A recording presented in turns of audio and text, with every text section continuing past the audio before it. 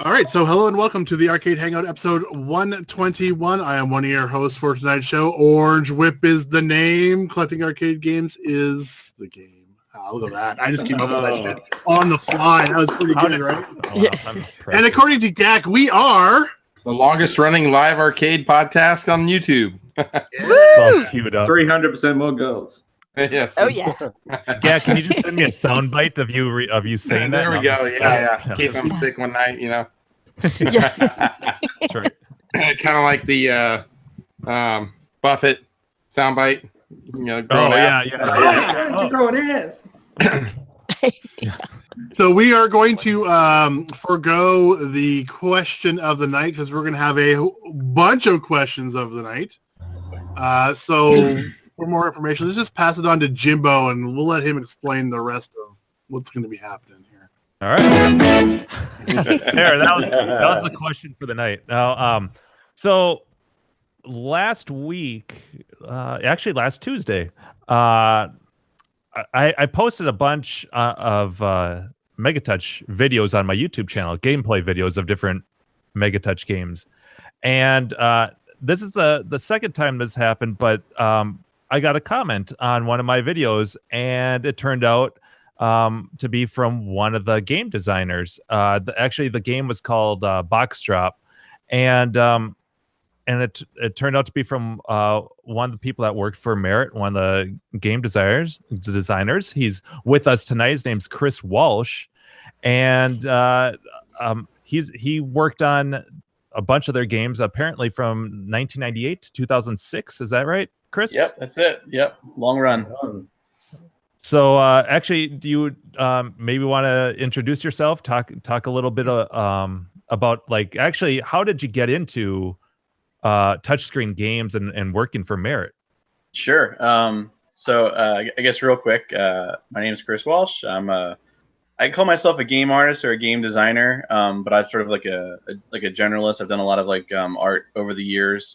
Currently, I'm working at a company called Interplay Learning, where we work on like simulations for HVAC and solar training. So a lot of like screen space stuff, a lot of VR stuff, and I do the UI and UX for that. So it's very interesting. It's a lot different than the Merritt days, but it's it pays them bills. So for me, how I got some of our VR porn fans on right now. I have nothing for that department other than that the Vive has a hole, so that's good, I guess. Who knows? It's just a consumer, folks.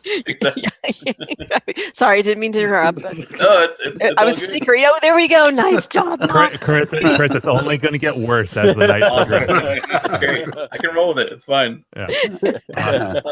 I think as far as getting into it, I went to the Art Institute of Philadelphia and graduated in '96. Yeah, '96 sounds about right. And then I immediately got a job in Chicago, and this guy named Tony Byer. If you're familiar with Merritt back in the day, Tony used to work there, and he was doing one of which a lot of these companies did, where they do like a one-off. They want to do their own touchscreen company. So Sure. He had his ideas and visions, and he had someone who wanted to fund, I guess, a venture called Metro Games. So if you've ever heard of Metro Games, they were out for probably 2 years maybe. I worked there first, and then I decided to come back home because it was out in Chicago. I moved back home, and Merritt was apparently looking for an artist, and I was like, hey, I've been doing what you guys need, so let's just do this. So they were like, yeah, sure, come on in. I did an interview. I had a black eye from playing a football game the day before, so it was a great interview. Nice. And they're like, you're hired. So Yeah, that's the short version of the story, I guess. I just got into it. So it's interesting. and in the 90s, as I recall, especially the late 90s when you were starting to work there, that was when touchscreen countertop stuff was really taking off. Oh yeah. I remember seeing even the more primitive machines everywhere, people playing card games and smoky bars, and then I think I got into it more in the early 2000s, but I remember that was the biggest thing. Everyone was saying at bars playing. You still see them, but I remember it was crazy. It was like a big explosion of these touchscreen games. Yeah, it was like the golden era. I mean, I can go anywhere without people just asking me for my autograph. And like, oh, did you make that game? And I'm like, totally. And like, just women Yeah, would lie sure, at my right? feet. It was great. It was a great time. Wow, what's Sounds that? like, But no, you're sounds right, like though. Walter Day. Women coming up. Wow, you're good at Centipede. No. Yeah, you made that game. Yeah, I did. Awesome. So Then you much. took the VR goggles off. Yeah. Oh, Yeah, it begins. It four games begins. isn't true.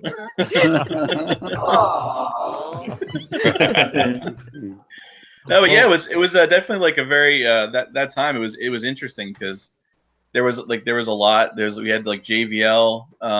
Who else was there? Williams had their Touchmaster. There was another one. Coastal Amusements was trying to do one too. So there was a lot of competition in a small area, and it sort of felt like we were like everyone was like spying on each other too. Like, what are they making? Let's do our one off of that. A lot of homages to games going on, or reskins as we call them now. But it was it's similar to what you see on the apps out now. Like there's always like those one-offs of like, like Flappy Bird. There's like Flappy something, Flappy this. That's kind of like what we did back then too. It just took a lot longer to make those one-offs. But That makes, yeah, it was crazy. Yeah, Funny you say Flappy Bird. Yeah. Let's see, we're already starting to get into the penthouse touch with the floppy dick. And Hasn't even been an hour yet. let's just tease that for now. Okay. Yikes. So to speak. Actually, speaking of all the competition, were you ever tempted to leave Merritt and go for like I know I've seen JVL's, but I don't. It seems like Merritt was kind of the king of the industry. Yeah, they were. I mean, for the time I was there, I mean, we'd do trade shows and we would be like a huge spot at the trade shows, at the conventions, and everyone else would kind of be smaller. I mean, with like Williams and the Touchmaster stuff, like they'd be big too. But like for us, it was like we were kind of like the big dogs, I guess, at the time, and a lot of people would be at our booths, and I did a couple trade shows. I was awful at them because I was just the artist. I wasn't a salesman, but it was fun to go and see everyone and what they were doing, and kind of get that that feeling of like people really like what we were doing, and to kind of see it. But yeah. Cool. That's very All right. So what was the typical day like? Like, what was the environment like? Was there a ton of people, or Was it like just you and, Atari where a you're all in few hot tubs? Yeah, it was a little. smoking crack and no? Yeah, that's all we did. We just had crack Blow circles off of everywhere. making It was women in great. hot tubs. It was. I mean, it was like, I don't know. It's sort of interesting. You think it's like a gaming and a place like that, like a studio, but it was. I mean, we felt like we were in the basement because it was like this. It was this old like industrial building, and the team was. I forget how big the team was. As far as the artists go, I can account for that. It was just when I started, there was a guy named Mark Seach who was running the art department who went to MIT. He's an amazing artist, but how he went from MIT to Merritt, I still don't understand to this day. So he ran the art department. It was him and Brett Merrick, and Brett did a lot of the caricature stuff. So if you've seen a lot of caricature stuff on the Merritt stuff or the older things, that was mostly Brett. Then eventually the two of them left to do other things, and it was me and this other guy, and that was pretty much it for a couple years, just two of us doing the art for everything. And then we had a team like basically surrounded by developers, by at least like a half a dozen plus. And it was we were a small unit, and the rest of the building was a lot of like more the technical side of like the guys building the machines and the other bits and pieces that I don't understand at all.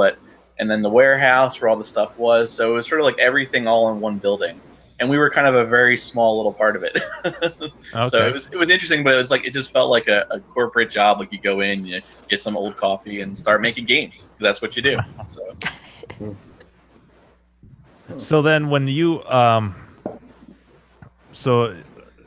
when you were designing a game, like how did the testing work? Did you always the way you're talking about how in this big huge corporate building you're at this one small part, so like when you got to a certain spot, did you give it to a different set of people to test the games, or how did that work, or were you testing everything that you did?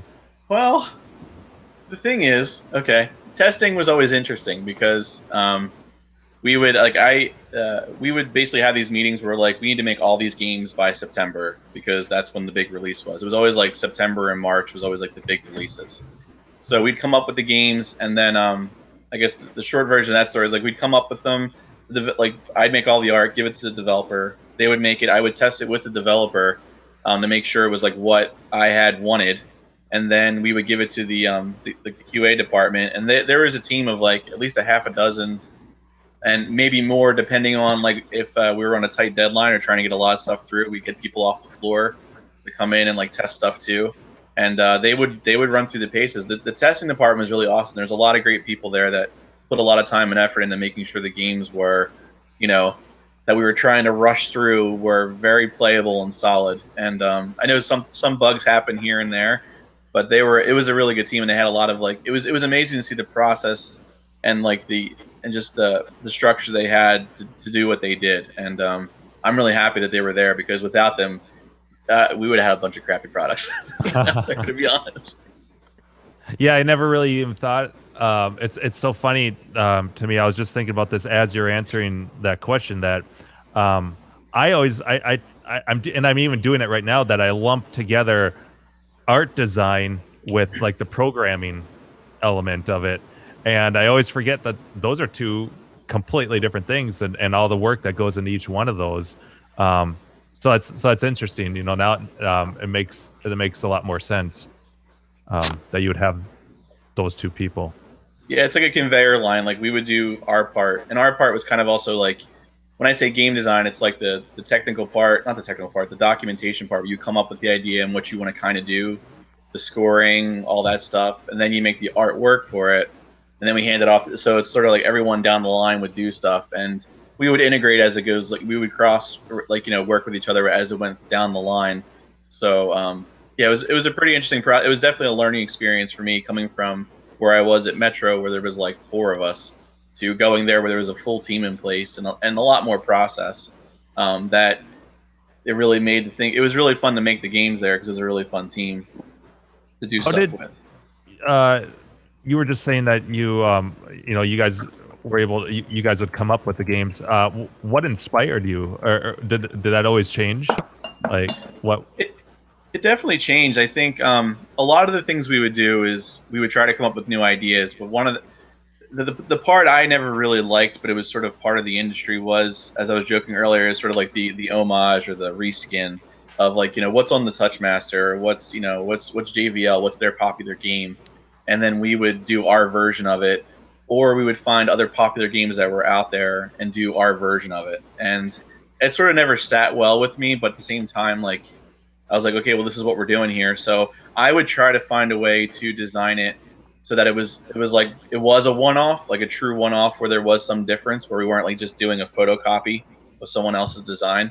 But that would be one part of it. So we would get like directive from like sort of the higher ups, like here's some games we want to have in there, and then we would let's do a reskin of like 11 Up or Tri Towers because it needs like a new layer of paint. And then some of us would eventually get ideas to be able to do stuff on our own. Like Box Drop for me was sort of my own creation. Brad, can you also present me?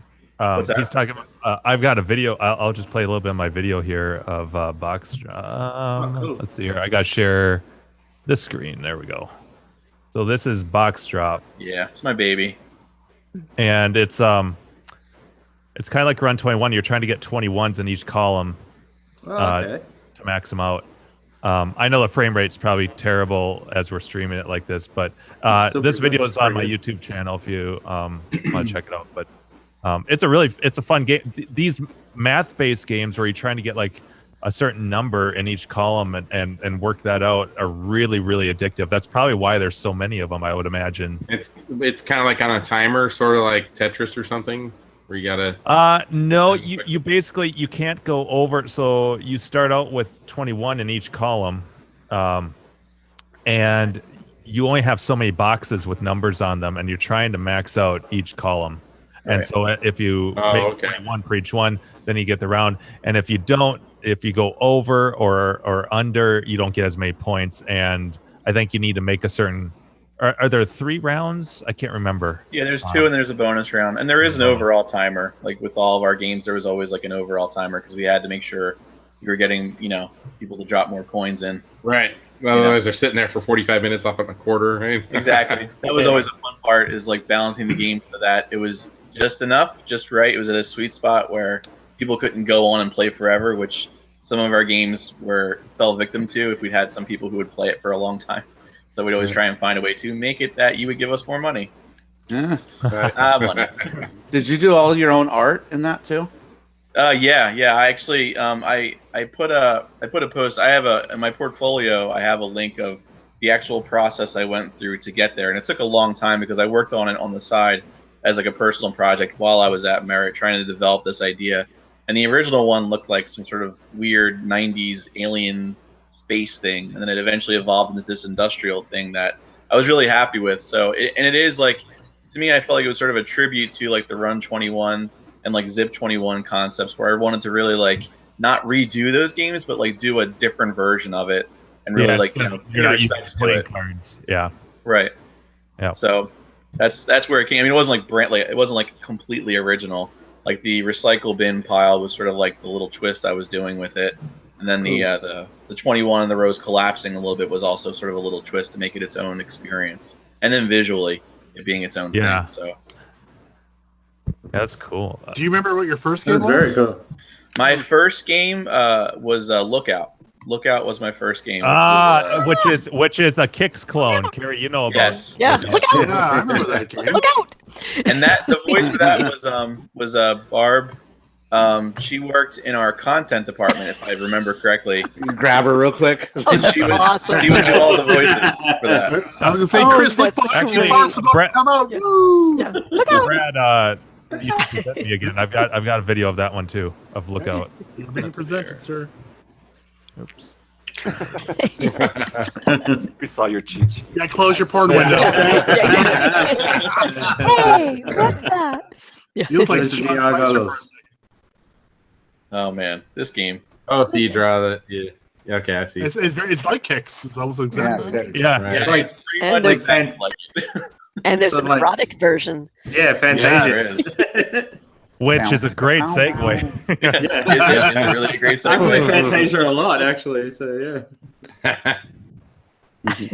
Megatouch Panic. All right. Well, you guys Is that get the bear idea. porn there or what? Yeah, Bear. we were Oh, really there at that's the time. good. Is it barely legal? No. Oh, Oh, I don't think you see his bare ass. Oh. Oh. That's the one. Yes. That's it. Speaking of Gleek, Oh. he did actually have a question about secret codes or backdoors into games. Do you remember any that might be in there? Although you were a designer, not a programmer, so Yeah, no, I mean, but I talked a lot. I mean, me and the programmers, that's the really cool part is that for me, at one point in my sort of career, I wanted to either like do programming, but I decided to stay with art because I just really enjoyed it. It was more like really felt like it was a part of me.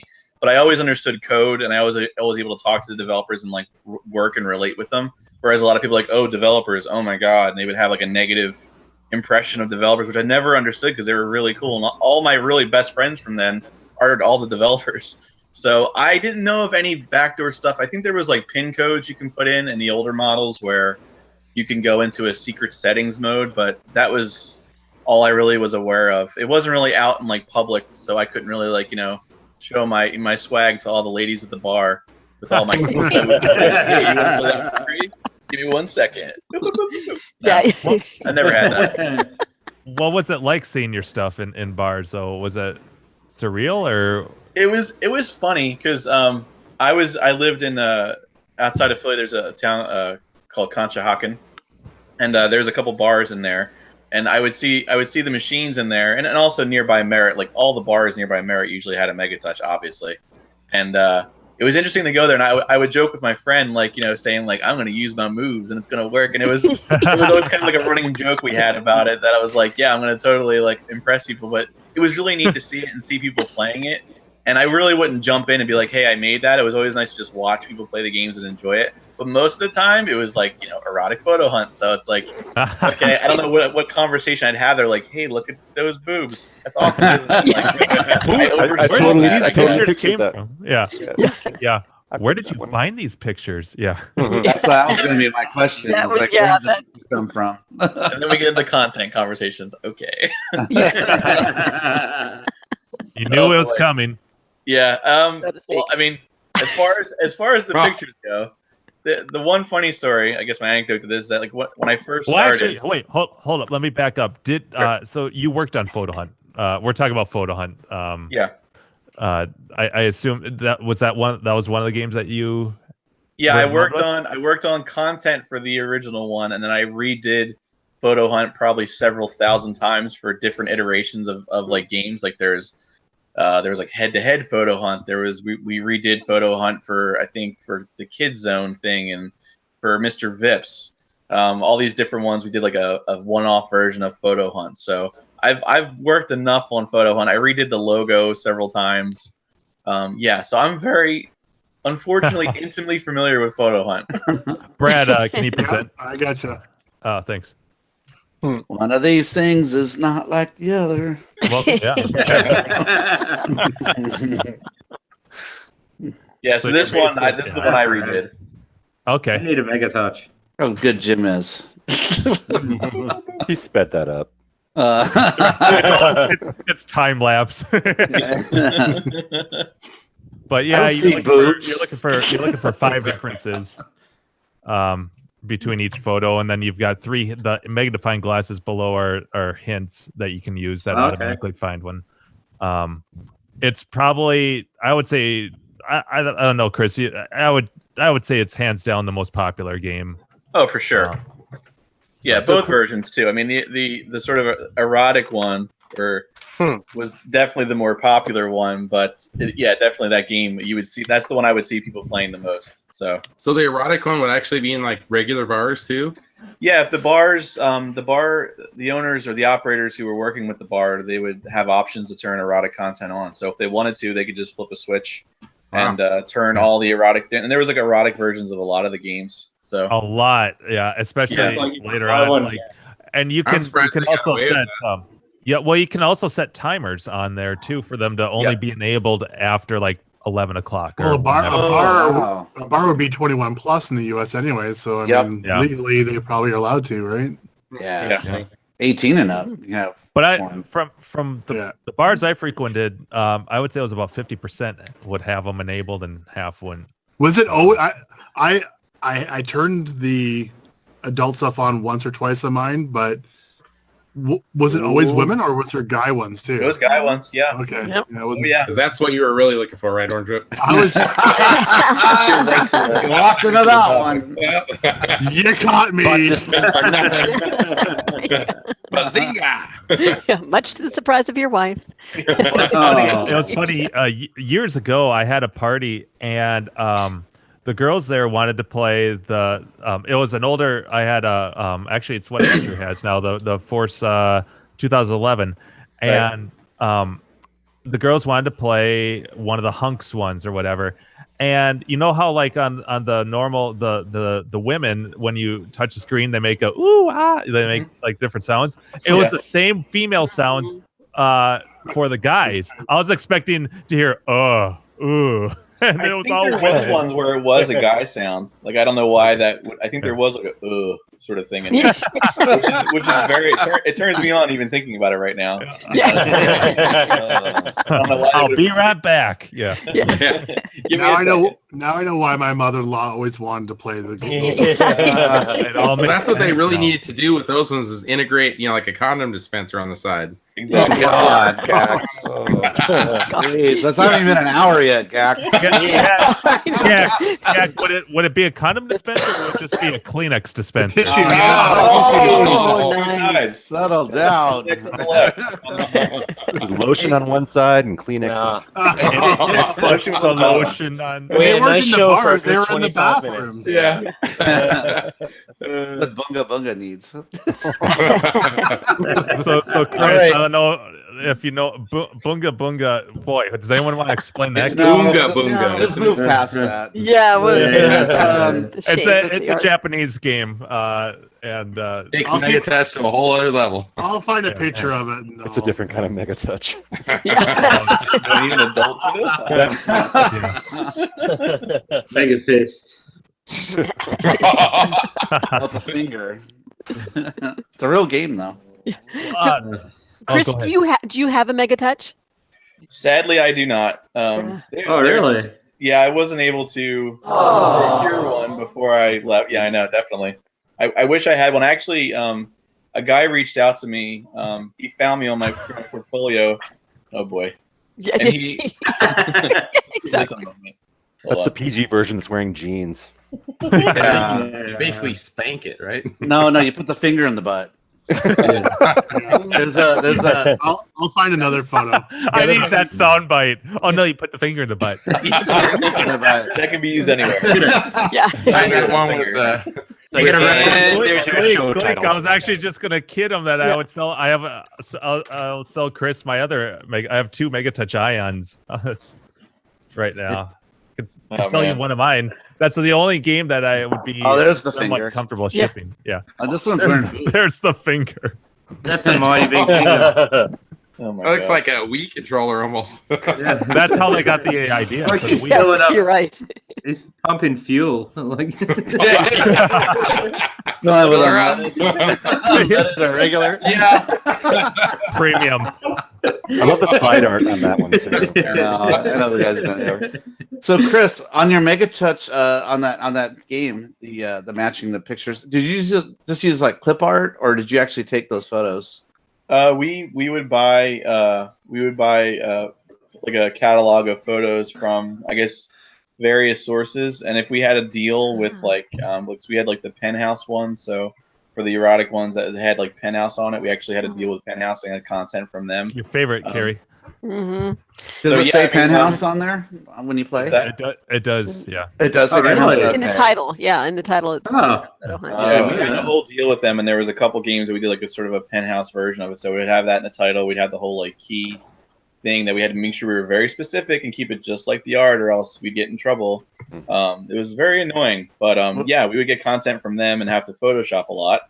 Which was, Oh. unfortunately, that wasn't my job later on in my time there. We had a Oh, What? good. That's Because I looked at at one of the hard drive images when I was cloning one, and I was astounded because a lot of times people are like, "Oh, I've seen this picture before." I'm like, "You may have seen the original photo before, but you didn't see these differences," because I couldn't believe there were like 5,000 images Oh my for the god. game. really?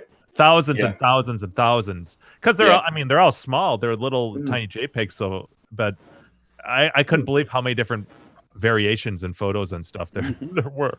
What yeah, they year? really added them. Like they had a catalog, like a huge catalog, before I even started, and then they just added on to it. And they eventually had a tool that they would give. They developed a tool internally for the content department to make the little Photoshop changes. So they'd go through and make little differences and just save it out. And yeah, it was kind of like a machine the way they would do it. And they would just push out new content every new release. There'd be like, they'd say, oh, we have like this many new trivia questions, this much more new pictures for Photo Hunt. So it was always part of that sell of like not just new games but new like content for existing games. So Wow. yeah. What year were the girls from? Were they talking like 80s or 90s or? Oh man, I'm not quite sure. And I think I haven't seen it, so I don't know.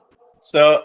When I had first started, I was in charge of doing some Photoshop work for the dudes, the hunks, which was a lot of fun. That was like I'm so happy that was my first job there. But I found out later That was that probation period. yeah, exactly. If he lasts through this, he's gonna stay forever. Yeah, pretty much. You have to like Photoshop the pimples off their inner thighs and stuff. Yeah, seriously, yeah. No Or joke. adding them in. Yeah. Well, one of the things was some of the photos were taken by like some of the people I worked with. They would actually like hire people to do these photo shoots. So all the photo shoots were done by people who worked at the company, which was kind of sketchy. And the photo quality was not great. But yeah, it was definitely a wild time, and I think they were from the '90s though, and yeah, you could tell because some of them looked like they were definitely from the '90s, Yeah. and some looked like they were from the '80s. I have to say, me and Carrie, Carrie's my girlfriend on here, Chris. But we play. And in real life. Yeah, In real life. In real life. Well, I couldn't remember if like we had all introduced ourselves, but yeah, in real life, we don't know each other. Yeah. That's it. But we play the. So I've got two Ion with the 2014, the last software that they released, and we play the Penthouse Photo Hunt all the time, mostly because it's got the best music. It has really good music. That's true. Yeah. What the fuck is So Our hunks are Oh, back. no. Oh, no. Yeah, that was after me. They redid the logo. yeah, so I've got. You're like, I have nothing to do with that. So Fucking hate. Don't blame me. we refer to it as labia hunt sometimes. Yes. Yeah. There's some flappage for sure. Oh my God, there's some nasty looking women. How Also, in they the world? There's some like horror, like some of them you're like, huh? You just want, you don't want to have to go away. So they didn't Playboy like clone tool like extra pubic hair over the labias. I don't think that tool existed. Like, I'm sorry, but Everything you can think of. Yeah. yeah, like well, how did those women get? Because there are some truly I hideous know. pictures. Like there's some good. There are some fine looking ladies, but Sure. Carrie wow. has some questions for you. Right? It's an intervention. You just didn't know it. Yeah, listen, Chris. The people that your company picked are awful, and talk about it. Carp Are they- hunt. Are they not fight- safe the for fight work? is- Slack level. The like dude's full version. fledged floppy is labias all and thing. It was just this is nasty. Like I don't have any aversion to porn, but some of those women are just downright scary. Even when they're half clothed, some of them you're like, oh, look at the forehead. Oh, make it stop. Yeah. The Nice S&M, the little like scary S&M Asian chick, like creeps me out every time. Doing the Adam's apple check on that too. Nice. Well, what's funny is that the male, the hunks version of that. Remember when I had that party and we got like that astronomical high score because like 10 people were playing, but there's like 5 dudes. There's not any variety. Yeah. But It's true. And what's funny about the dudes is like it's like got just like extra abs put on there because what are you gonna do? You got dudes like All they right, don't have Chris we got admitted 12 pack. if we search hard enough, we'll find your face photoshopped on one of those dudes, right? Yeah, probably. No. I would That's do the some as Easter egg. internal jokes. We did a lot of like internal jokes, like like memes and stuff of like our faces on like. I guess there's one like it's a cowboy at a bar or something like that, and I put my face like they're like and he's like it's there.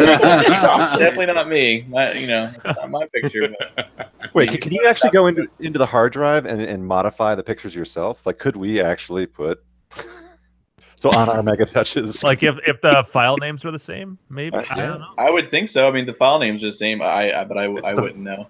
Regular like file system in Linux. It's right? a So- Linux. Yeah, it's a Linux. Yeah. Oh boy. But if they're just .jpeg Andrew's extensions, gears are turning right now. send them on over. Fix that They use Megatouch Smacker now. too, I think. We for can a make while. a special Grinkers edition Megatouch. Oh my god. Oh my god! Actually, you know what's funny, guys? I did offer to sell my other Megatouch to Steve, but he respectfully declined because it was too new. for him. Oh, I told him he would rake it in if he put that on his countertop, and he's like, yeah, it's a little too new, but yeah, he draws the line at 90s, I guess, kind of, huh? I guess. Yeah, 91, 92, somewhere around there. Yeah. What if he I'll just give put it in him the bathroom a stall? really old Megatouch that only has card games on it. Yeah, those are the classic ones. Those were good. We used to have a Hall of Fame too. Like I think at some point they built a whole Hall of Fame where they had all the old machines and like what's the card game they did that was like the original that Merritt did. I'm blanking on this right now. I feel bad. but they had like basically like a whole series of all the machines down the line. It was really neat to see all of it together, to go from like where they were back in like the 80s to even where they were before I left. It definitely was a transition of like art, like machine styles and stuff that you gotta just like look and be like, oh crap, this is really cool to see all of it together in one spot. Huh. Oh, I just realized you answered this other question. That was from we're all part of a forum called KLOV, the Killer List of Video Games. It's an arcade forum, and one of the I had started a thread inviting people to ask questions, and one of them that you've already answered was from a guy from England. I think his name's Azure, Asure is his handle, but he asked if he got any inspiration from other manufacturers. Yeah, he mentioned specifically like Fun World, which is from Australia, that had the popular Photo Play platform. Never even heard of that. Huh. I'm not sure. I mean, Photo Hunt was created before I started, so that is possible. You guys have to remember, he was always thrown out on coke doing blow off of naked women in the hot tub stuff. He doesn't remember any of this stuff. I'm making all this up right now. I never worked there. That's the whole thing. Yeah. I sold the coke to everyone. I mean, give me a break. Yeah. Oh, so Chris, I got to ask you, what Yes. was Merritt's obsession with monkeys in all of their games? Oh, geez, man, I don't know. I mean, well, first off, monkeys are funny. I mean, I'm okay with it. I mean, look at the success of Donkey Kong. Were you involved with Funky Monkey or Funkier Monkey? Funkier Monkey, no. Funky Monkey, I believe I was there for. And then there was like the one where you hit the monkey. Monkey Bash, yep. Yeah, Monkey Bash is around the time of like the Yeti games where you would hit like the penguin, like the polar bear would hit the penguin. That was like a popular like game online, so we were doing our version of that. Okay. I was there. I was there. I was the like directed the I was the art department director. So I didn't do that one personally. We had a newer artist at the time, Brian, really talented 3D guy. He did all the 3D stuff for that, and it was kind of funny with all the sound effects and stuff. I was all about it. But yeah, I never quite understood the need for monkeys in a lot of the stuff.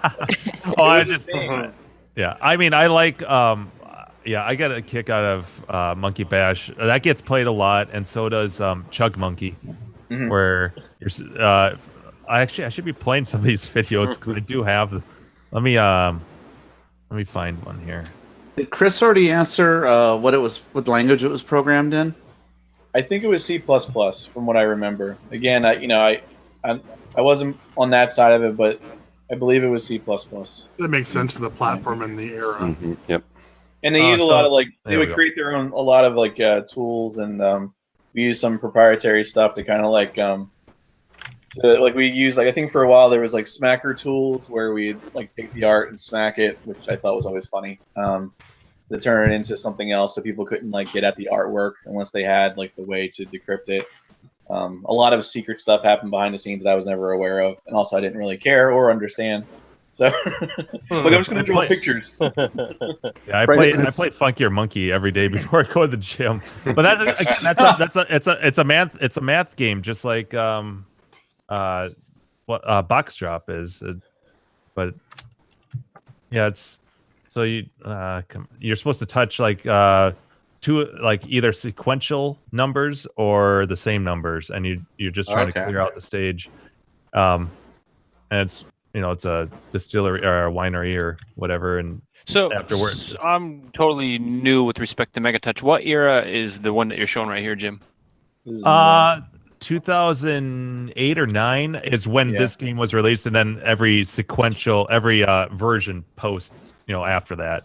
So that's that's Funkier Monkey, and then Monkey Bash. So was there updates you could get for the Megatouch so you could like get new games and stuff, or did you have to buy another whole Megatouch? You could buy upgrades. They sold upgrade kits, but they really wouldn't push those so hard. They always wanted everyone to get like new machines, obviously. But they did sell like upgrade kits, and then I think once a new sort of like, and I mean, pardon me if I'm not using the right terms, like a brand new platform, I guess, was like we were presenting a whole new thing. It would have a whole new title, like the Force, and then like the Ion. That was sort of its own brand new sort of thing. So we would try and do like a light version of the Force, or like we would try to like sort of make it It's like a backwards hardware compatible. upgrade, right? A Yeah. hardware upgrade would be happening with those releases. Right. Exactly. So, and all those animations at the front with like the Force logo coming in, I did all those for a couple years. That was always fun trying to find a new way to animate a logo. But I didn't make the logos. We had a marketing department that would make the logos, which again was really fun because they'd make these interesting logos, and I'm like, how the fuck am I supposed to animate Right. this? Like, I have no idea.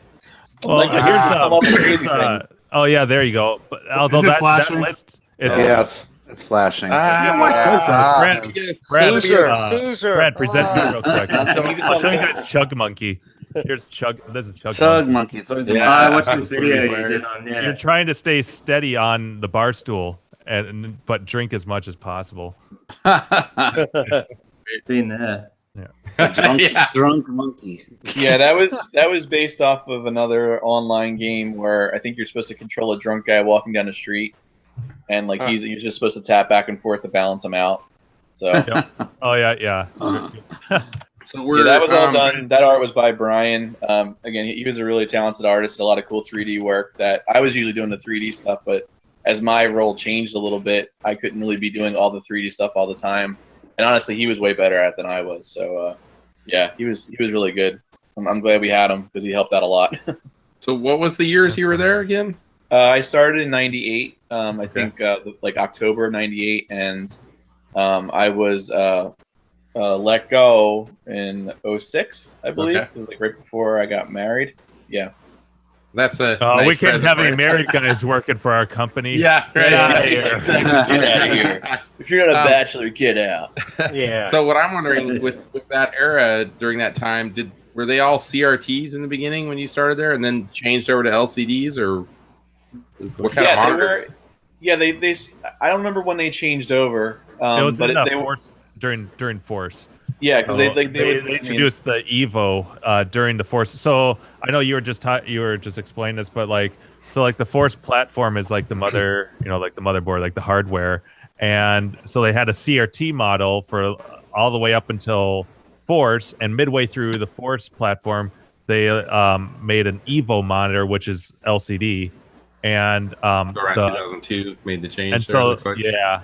So the Evo was the first time they had an LCD integrated inside the cabinet with the computer.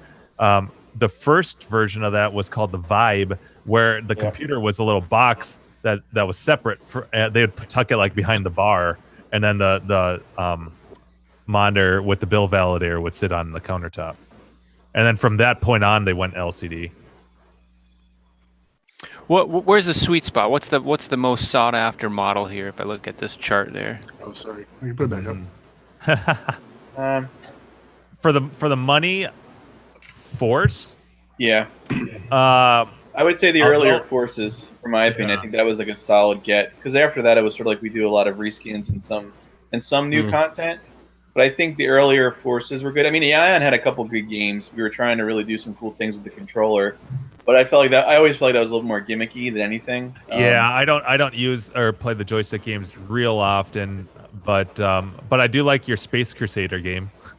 Yeah, that was fun. That was I did all the artwork for that. That was that's a side-scrolling shoot 'em up. I love that one. I still have all the original like models and stuff that I did in like 3D Studio Max. Oh, And sweet. and we had to like the paths of all the ships wasn't like programmed. We actually had to make like a path and animate it. And I would go to the developer and say, here are the coordinates and everything for it. Like I'd have like a long piece of paper with all the coordinates for everything. And it was really like the whole thing was planned out. It was crazy. That game gets ridiculously tough though. Yeah, it was no joke. I'm a big fan of those kind of games at the time. Oh, So awesome. I wanted to be sort of true to it, but also make sure people understood it's a coin-op game, that I couldn't make it super easy, that you could just easily blow through it. I'm like on the fourth stage because it saves your progress, and so you can re-pick up where you're at. But like, there's a boss on like I don't know what stage I'm on, the fourth or fifth, that I cannot get past. It's very much like kind of like Gradius or R-Type. It's, Right. The side-scrolling. Yeah, it's where you get definitely all like, the Gradius for me was like, that was I used to play that a lot on my Nintendo, and I was a huge fan of that game, so that was sort of part of my, that and R-Type definitely were big influencers for that. So cool. And it was just fun just to make that game and just create all these different environments and really kind of test the system. That's when we were finally doing 3D stuff too, because that was all done in 3D. It wasn't like the 2.5D stuff that we've been doing forever. So, and also the gimmick of saving your level, where we had those little there was like those little pin things that you can get to save your spot. That was part of that, like not a gimmick. I don't say it was a gimmick, but it was part of the sell for that sort of like concept, that feature of like being able to save your place by using like the little chip thing. So how long did it take to develop a game like that? That one took a long while, probably to the chagrin of like the company. Probably cost us a lot of money, but we I would, for those kind of games, I would do them. I would sort of start them early and know it's going to take us a while, so we would plan accordingly. And a lot of like the easier reskins, we'd sort of have a smaller time frame for. But that one, I mean, I don't really remember, but I know it was probably a couple months. So we would just sort of churn them out. I mean, it was crazy to me. You have footage of that, Jim? What's that? You have footage of that? Oh, let's see. No, I don't, because I didn't have, when I recorded all these videos, I didn't have an Ion yet. I was still rocking the Force. But the Force. But I think, Chris, you have a website. Don't you have stills of that? I think, let me see if I can find. I might have one from Space Crusader, but not that's what we're talking about, right? Yeah. Stick it in the chat. All right. Let me pull it up here. I love Gradius. So. While he's pulling that up, what kind of authoring tools were you using for creating your art? So you're talking like 3D stuff. So you're talking like back alias Wavefront, or no, I was using 3D Studio. Obviously Photoshop was the standard. I mean, I've used Photoshop forever. And then as far as 3D goes, I would use 3D Studio Max. Max. I'd been using 3ds4 back in the DOS days. I learned that in school, and then they eventually came out with Max, which was great because everything was all on one screen. So we would, I was pretty much Max all the time. That was the main thing we would use. It may have changed over the years. I think Brian may have wanted to use Maya, but I always used Max. That was always my thing. So just Photoshop and Max, pretty much. Max was the Art Institute platform, because that's where I went to school, and that's where I taught for 15 years as well. So Max was used a lot in the early days. Yeah. Yep. All yeah, of it was. And then I use After Effects for a lot of the animations. So yeah, there's a lot of, I first started to learn interesting 3D in there. things. Yeah. Yep. Cool. Max and Form Z, those are the two I remember learning back in the day. Oh, Form Z. I haven't heard that in a long time. Yeah, jeez. Topaz. No. I learned Topaz. I remember that too. Yeah. Made a fruit bowl. That was the last time I used it. So was there a lot at Merritt? Was there a lot of employees there? Did they do like in-house manufacturing too, or? Yeah, we had everything. Everything was in-house. And for as long as I was there, I believe like over the years after I had left, I had heard through the grapevine that they sort of started like condensing things down. Yeah, everything was done. Everything was done in-house. I mean, like I said, like the majority, there was just like 2 to 3 artists ever. And then, then the marketing guys upstairs, which they had like a window, which was really nice. We didn't have windows; they had windows. Yeah, that's typical. Well, they didn't want you to know what time of the day it was. Yeah, I was like, what time is it? It's dark. That's what time it is. Yeah. But there was like, I fail to remember the exact number, but I mean, there was at the very least, there was like a half dozen developers, maybe more.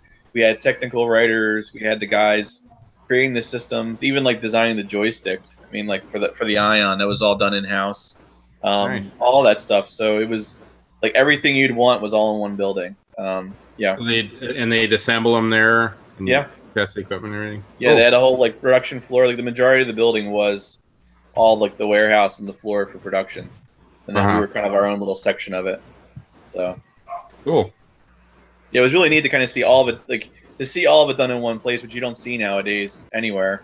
But to actually have like see the whole process from like soup to nuts was really cool, and to have it all there was really cool. So awesome. So when you wound up leaving, were you able to like kind of keep doing some of the fun parts of what you used to do? Yeah. When I left, I went and I did freelance for a while. I did some contract work with Coastal Amusements because they were looking to. They were always kind of like a little bit behind the Megatouch stuff, and they wanted to kind of match that style. So it was like, well, perfect. Like I did the art, so I'd be a perfect fit. Fuck you, non-disclosure. Right? Exactly. So they Yeah, I did stuff for them for a bit, and just a little couple projects here and there. I think they did like a Go for Golf. There was a lot of like these character-driven games that it was fun to do, and I did that for a while. And then I think I eventually got a job at like just a whole different place, just doing graphic design work. Okay. And then they eventually wanted to do. It was a company called Sea Change, and they do a lot of like the technology behind like set-top boxes and stuff like that. They work with Comcast, and at the time, and they wanted to do. This is really interesting. They wanted to do games that would run through the set-top box, so it would be the part of the game would run on video, like you'd like watch it, and then on the controller you would like decide what like to your do. remote control for the TV. Oh, it's basically. Dragon Slayer. Yeah, exactly, Dragon Slayer. So that I did that for a bit. I don't think any of that ever went anywhere. Like they ever really. I remember seeing some stuff like that with like DirecTV and stuff that they had games, but I never really did any of that. Oh, yeah, I think it was still like, and they were doing a lot of like, they were trying to do a lot of game streaming too. Like they had a Game Now service. They were trying to stream games through the set-top boxes to people's TVs, like legit games. But I don't know where that really went. That was sort of outside of my department. But I still got to work on games with them too. And then I went to work at Arcadium in New York, and they do a lot of like they at the time did a lot of Flash games. So I worked there and still made games. And and I think up until now. I mean, I still think of simulations in a way as a game because you're just teaching someone, but like it's not all like flashy. So, but yeah, I've kind of always kept doing sort of like games. But it is interesting as a side note that I've always like when I try to find work at different places like medical or pharma, they're always like, "Oh, you're a game guy," and I'm like, "Well, I still do artwork. Like it's artwork. It's just like doing it for games." Like, well, you don't understand how to make like a marketing brochure. It's like okay, like whatever, that's fine. There's always like a sort of a stigma with it of being like a game artist that I don't know people never really got over. I never quite understood it. Fuck you! Exactly. So I mean, it's been Classic. It's been 8-ish to 10-ish years now that with the iPhones and apps and all that. Did you ever tinker around with doing like app style games? Yeah, I've done some for freelance. I've done some app games for different places. I actually did a job for a bit with this company in Tel Aviv where they would just basically were doing like rip-off games. But I kind of really needed. I mean, I have a family and I really needed the money, so I was like working with them. But I was never really crazy about it. But they had like a slew of like artists, and I was basically the art director, and I was sort of working on like one-off games and stuff like that for a bit, and then I would do like individual ones, like unique ones, but it was always like a guy or a girl like I have an idea for an app, and I wouldn't charge them too much because I wanted to like basically have them put money towards like marketing it. So I would do some artwork and do like the quickest art I could do possible, make it look good. And they would put stuff out, but it kind of sucks. Like there's not much out there right now that I can say, yeah, I made that game. It's always like it probably isn't there anymore, but I made artwork. So like my portfolio has a bunch of like game designs that don't exist anywhere probably. The story I recall hearing is like some of those app games, like they're free, but then there's like in-app advertisements. Yeah. So then who created the app gets kind of like a royalty off of that sort of deal. Yeah, that's what they would do. They'd make the one-off games to either confuse people or give some people a different option of things to pick. And they would either run in-game ads or they would do in-app purchases. Right. And it was all for nothing, really. It was sort of just like empty, like trying to like grab those people who were just willing to put money into a game for no apparent reason. I've never understood it. But it worked. I mean, people have businesses surrounding it, but I think that sort of has changed a bit over the years. Even though people are dropping like crazy amounts of money to buy like a new skin for Fortnite, so it's like it's still a thing. Yeah. It just sort of changes over time. Right. Interesting. Well, those were all of my pre-cognited questions. But we had one from Jack Lick in our IRC who was asking what your favorite game was. Oh, what my favorite game? Yeah. Oh wow. Maybe favorite game to play and favorite game you ever built. And your favorite arcade game.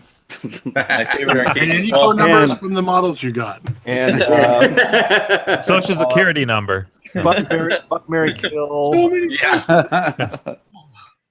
My favorite, I think one of my favorite Megatouch games to play. I always found myself playing Run 21. That's a good game. Because we were always trying. I was always trying to get the perfect hand and like beat like because we would have machines in our cafeteria, and there'd be like a leaderboard, and everyone that worked there pretty much was like on there all the time. So it was pretty heated. Like we'd have a lot of like the top scores were like ridiculous. So it was always like just going there and just sitting and just playing Run 21 over and over again. And that's kind of where Box Drop, like I said, Box Drop kind of came from like those kind of games. So I really enjoyed playing it, and it's like there's a bit of skill, but not really, and it's luck, and it was just sort of so addictive. So for me, like Run 21 was one. As far as like favorite games that I made, I think each one's a little different. I think for me, like Box Drop is big because I developed it over a long period of time. So that to me is a special place in my heart.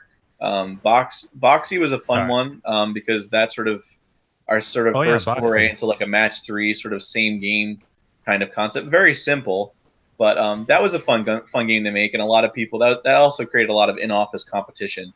So that was also that one I like too. But there's a lot of different ones. I was sort of writing a list of like all the ones I did. And I'm like, holy crap! I made a lot of games. Like Card Bandits. So Card Bandits was a unique one. I'm part of a patent for that, which I still find hilarious. The concept of like having cards covering cards was like something that we actually could put a patent on. Is that? Oh no, that's Castle Bandits. I was thinking. Yeah, well, Castle Bandits is sort of the one-off version. I think that's like the symbol version. It's not the card one. So. We had like Card Bandits and Castle Bandits, and there was like Crypt Raiders or Card Raiders. Those games are so freaking addicting. Like I play this one and 11 Up I think is the other one. Yeah. There's a lot like that. Lucky 11s, that's the one. The Jim, yours is the LCD. What you have? The one let me stop screen sharing. But the one I've got now, both of them are LCD.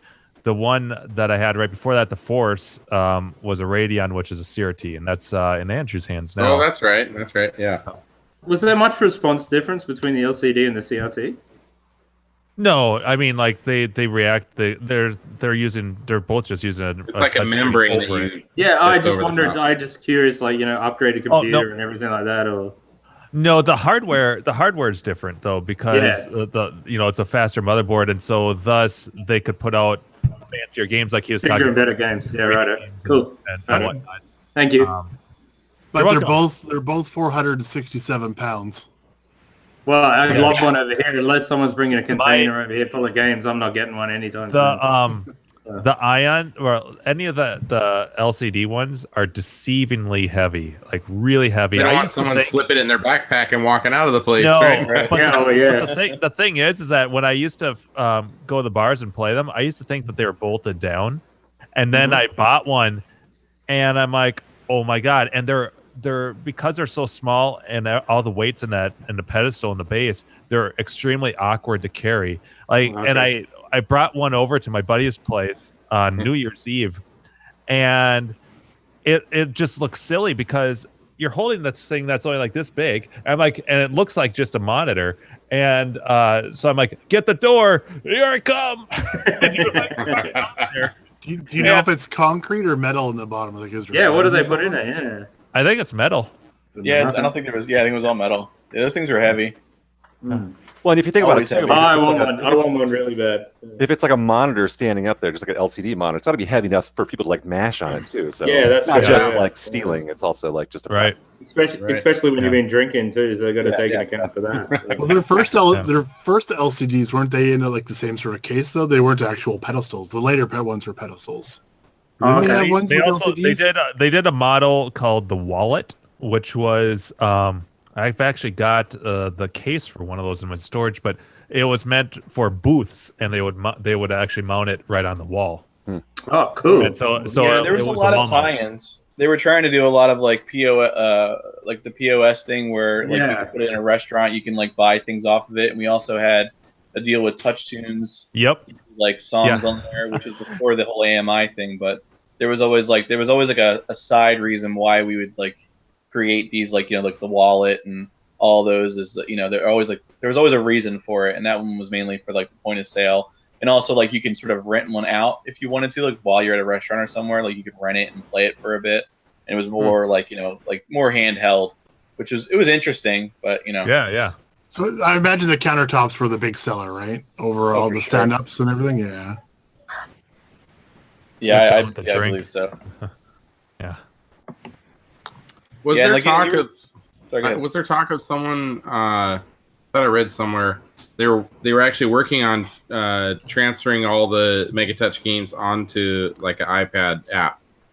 Yeah, well, so for me, I guess my point of view is sort of like as an outsider, but like the guy who took over like my role, he then became like producer. I don't know whatever title he got.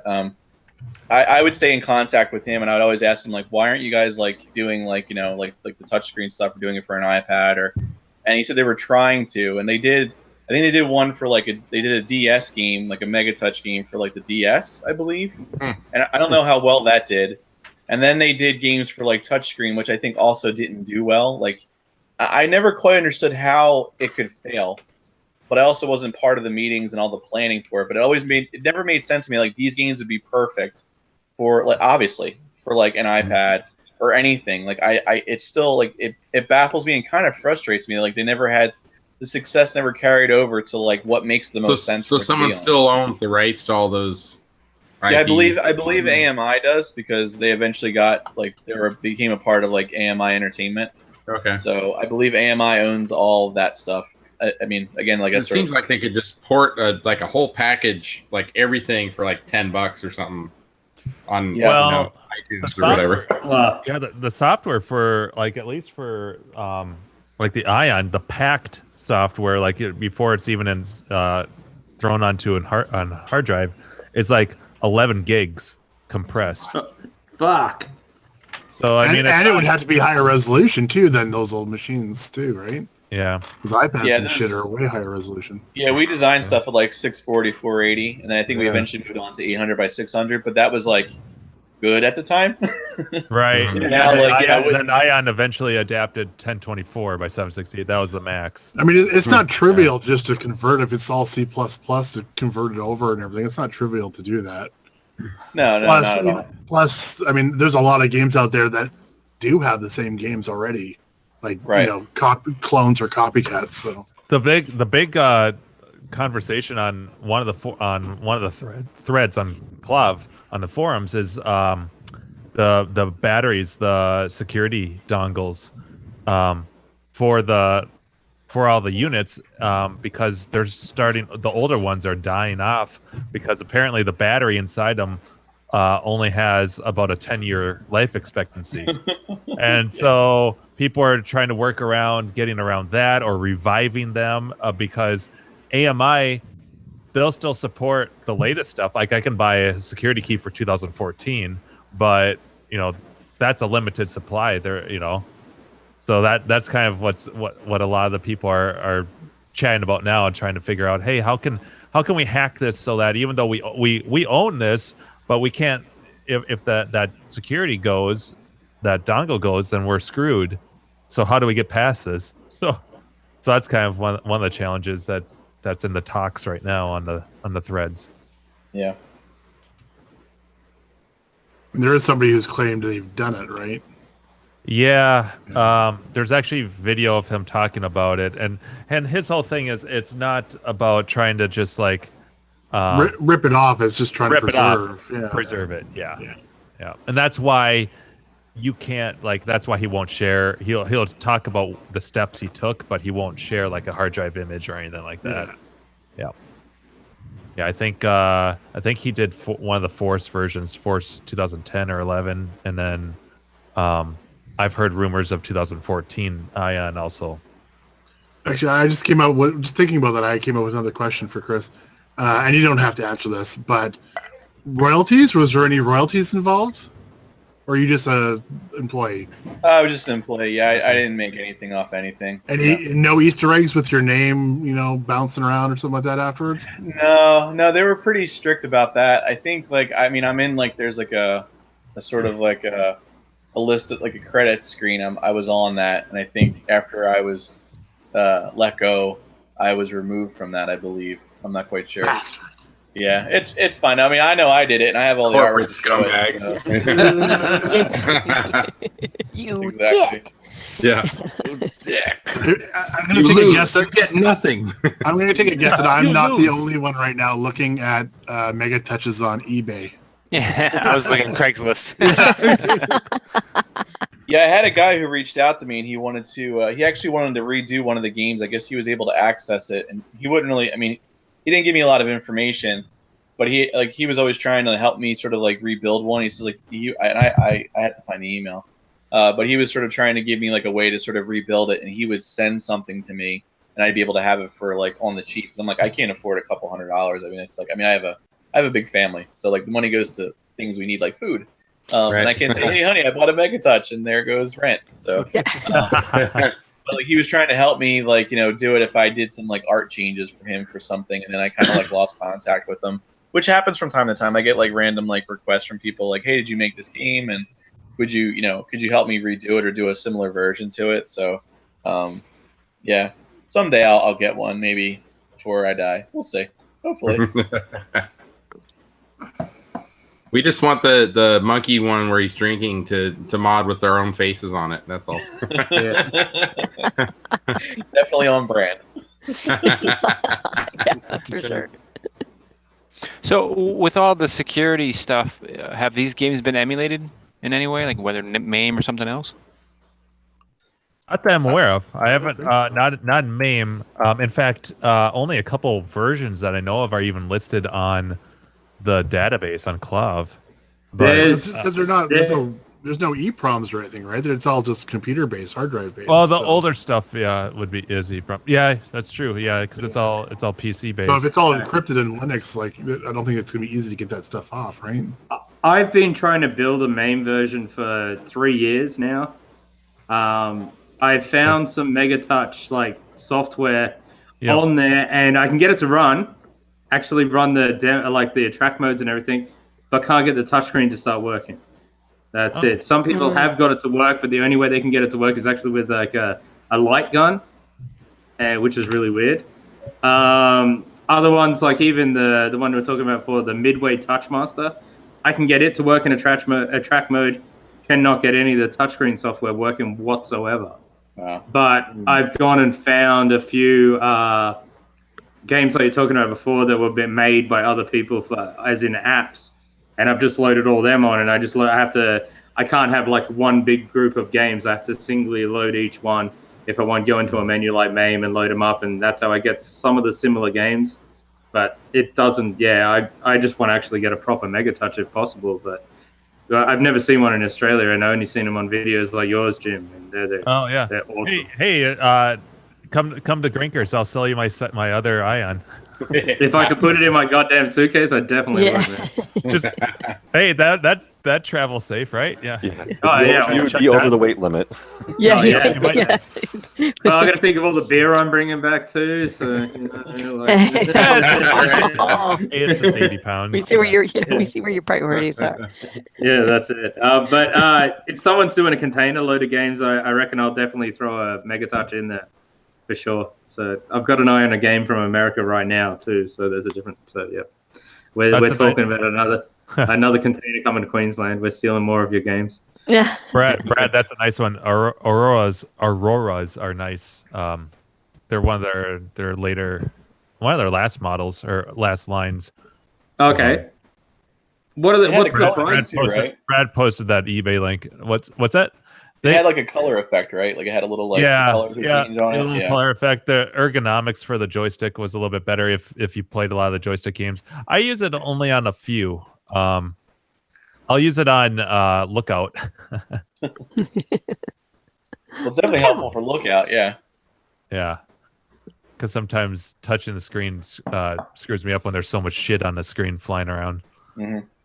But yeah, they're slick units. What does one of them go for nowadays? It ranges. Most of the time, they go for slightly more than like an Evo or an Elite Edge, which all the flat panels are pretty close. Yeah. But that one I think was at like 520 with a few bids on it. Sorry, I would expect 900 Australian. So, on eBay things obviously are different animal altogether. Yeah, for sure. Yeah. All right, so yeah, all right. I usually So try to something find like that. non-working ones or something because I end up putting a fair amount of money into them just to kind of bulletproof them. Yeah, well, I've seen what you've done with your dark cabinet. How'd that LCD go? It went well. It took me a little bit longer though. I had to modify the plate, the mounting plate for it, and to get it the way that I wanted. But it turned out really. It's coming along nice. Everything works. I just need to fix the audio issue I'm having with it. Right on. Anyways, not to take anything away. Yeah, sorry. Yeah, actually, did anyone else have? Or do you just want to chill with us for a bit, Chris?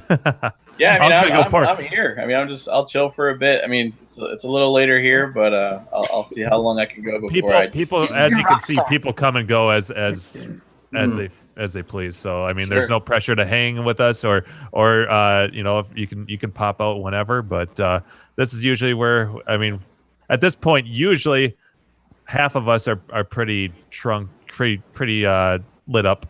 Looks like everybody's been behaving tonight, though. I know. Right? I was just about to go pour myself a drink. Arcade talk. I'm the only one stepping out of line so far. Well, I was about to go pour myself a glass of wine. So, Chris, what's your favorite classic arcade game? Ooh, classic arcade game. That is a good question. Oh man, Loverboy. Loverboy. I fucking love that game. I mean, I've always liked Pac-Man, but that was because I played a lot. Like my dad really liked playing Pac-Man, so that to me is sort of like, I guess, more of a emotional connection. Nostalgia. Nothing wrong with that. Awesome. For a lot That of is us. awesome. No, that's yeah, great. so that's kind of where I'd go with it. If I go a little bit more recent, I spent a lot of quarters on like Street Fighter Alpha. Nice. That was like our school time where we go to the arcade and pretty much just like play fighting games until we had to leave. And then the other ones like the Teenage Mutant Ninja Turtles and the X-Men, like those sort of side scroller things. I always enjoyed playing with my friends. So your 90s eras games then? What's that? Your 90s eras games, so to speak. Yeah. Really like. Yeah. Right on. So I was brought up with a lot of that, and I played the earlier games as well. So yeah. I like Tapper That's too. cool. And I even tried to. Ooh. I think I was working on a Tapper game before I left Merritt. I was designing out a whole like 3D version of Tapper, sort of like doing a little different spin on it, and that I don't think that ever became anything, honestly. But So there could be some prototype Tapper ROMs for a Merritt out there. Yeah. there might be. I mean, I left a lot of artwork there on the floor, so they may have turned it into something. But yeah, Jim, you got to get onto that one. That's on the deep dark web somewhere, probably. I'm sure someone can find it. Mark, you're on it. Yeah. So it's 3D Tapper. Mark spends a lot of time on the deep dark web. Don't we all? So with the 3D Tapper, does that mean like the beers are coming at you, like at your face, and you're the bartender trying to... No, not like that at all. It's not like VR porn. Oh God, it's coming at me. Yeah. Wear the red and blue goggles to play. It's not beers coming straight at you. So. Yeah.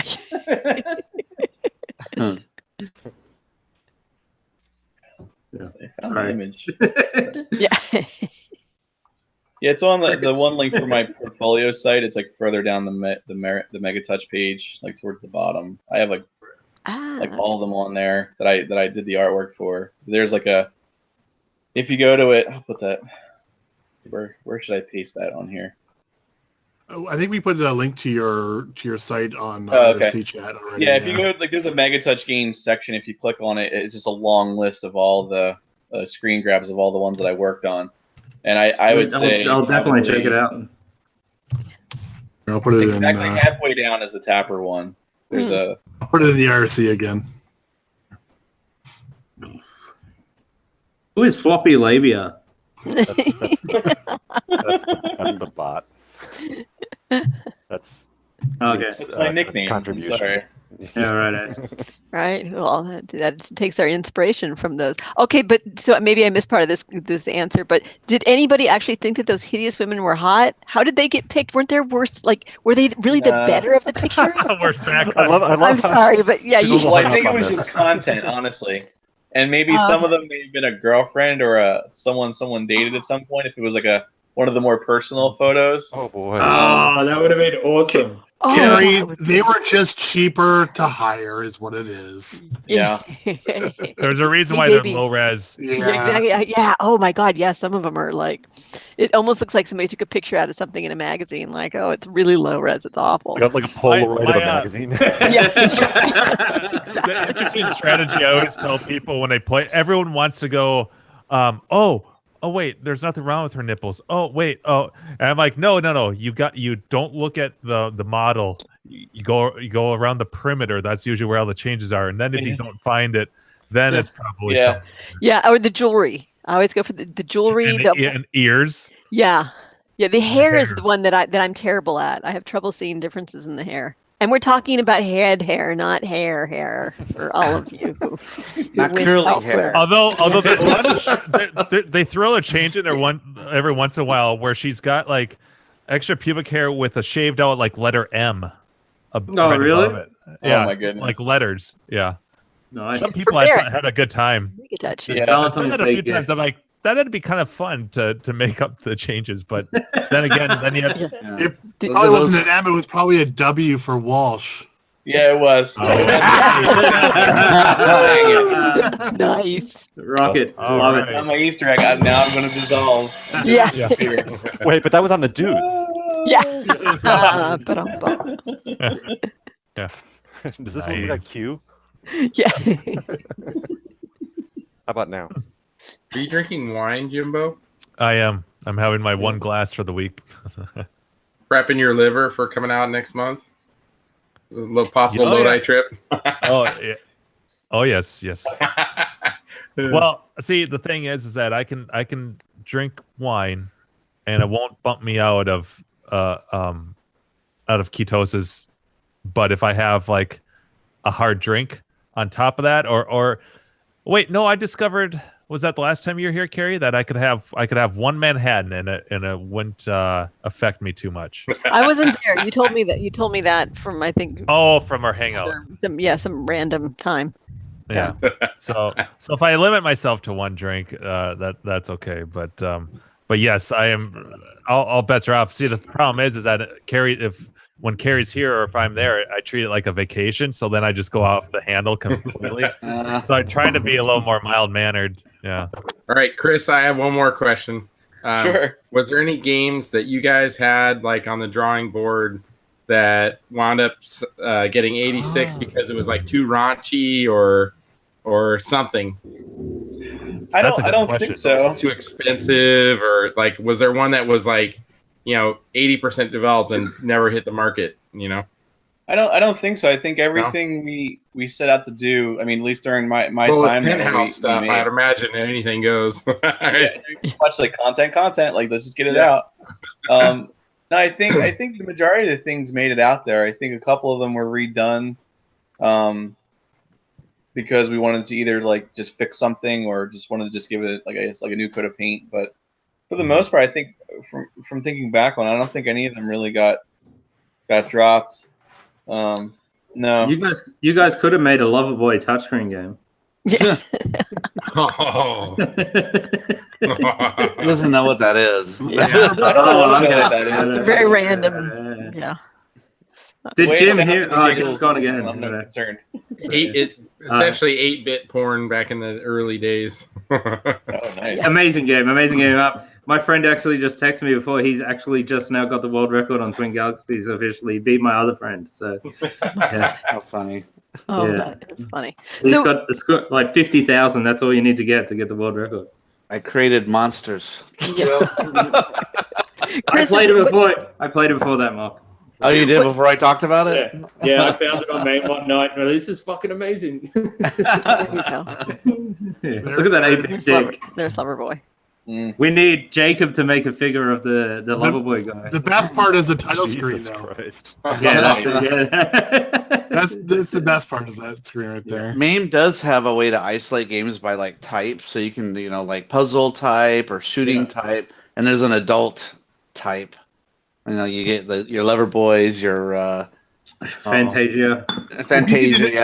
Just ask Mock. He has them all written down somewhere. I can't remember them. He plays them in VR. Yeah, VR version. I remember playing.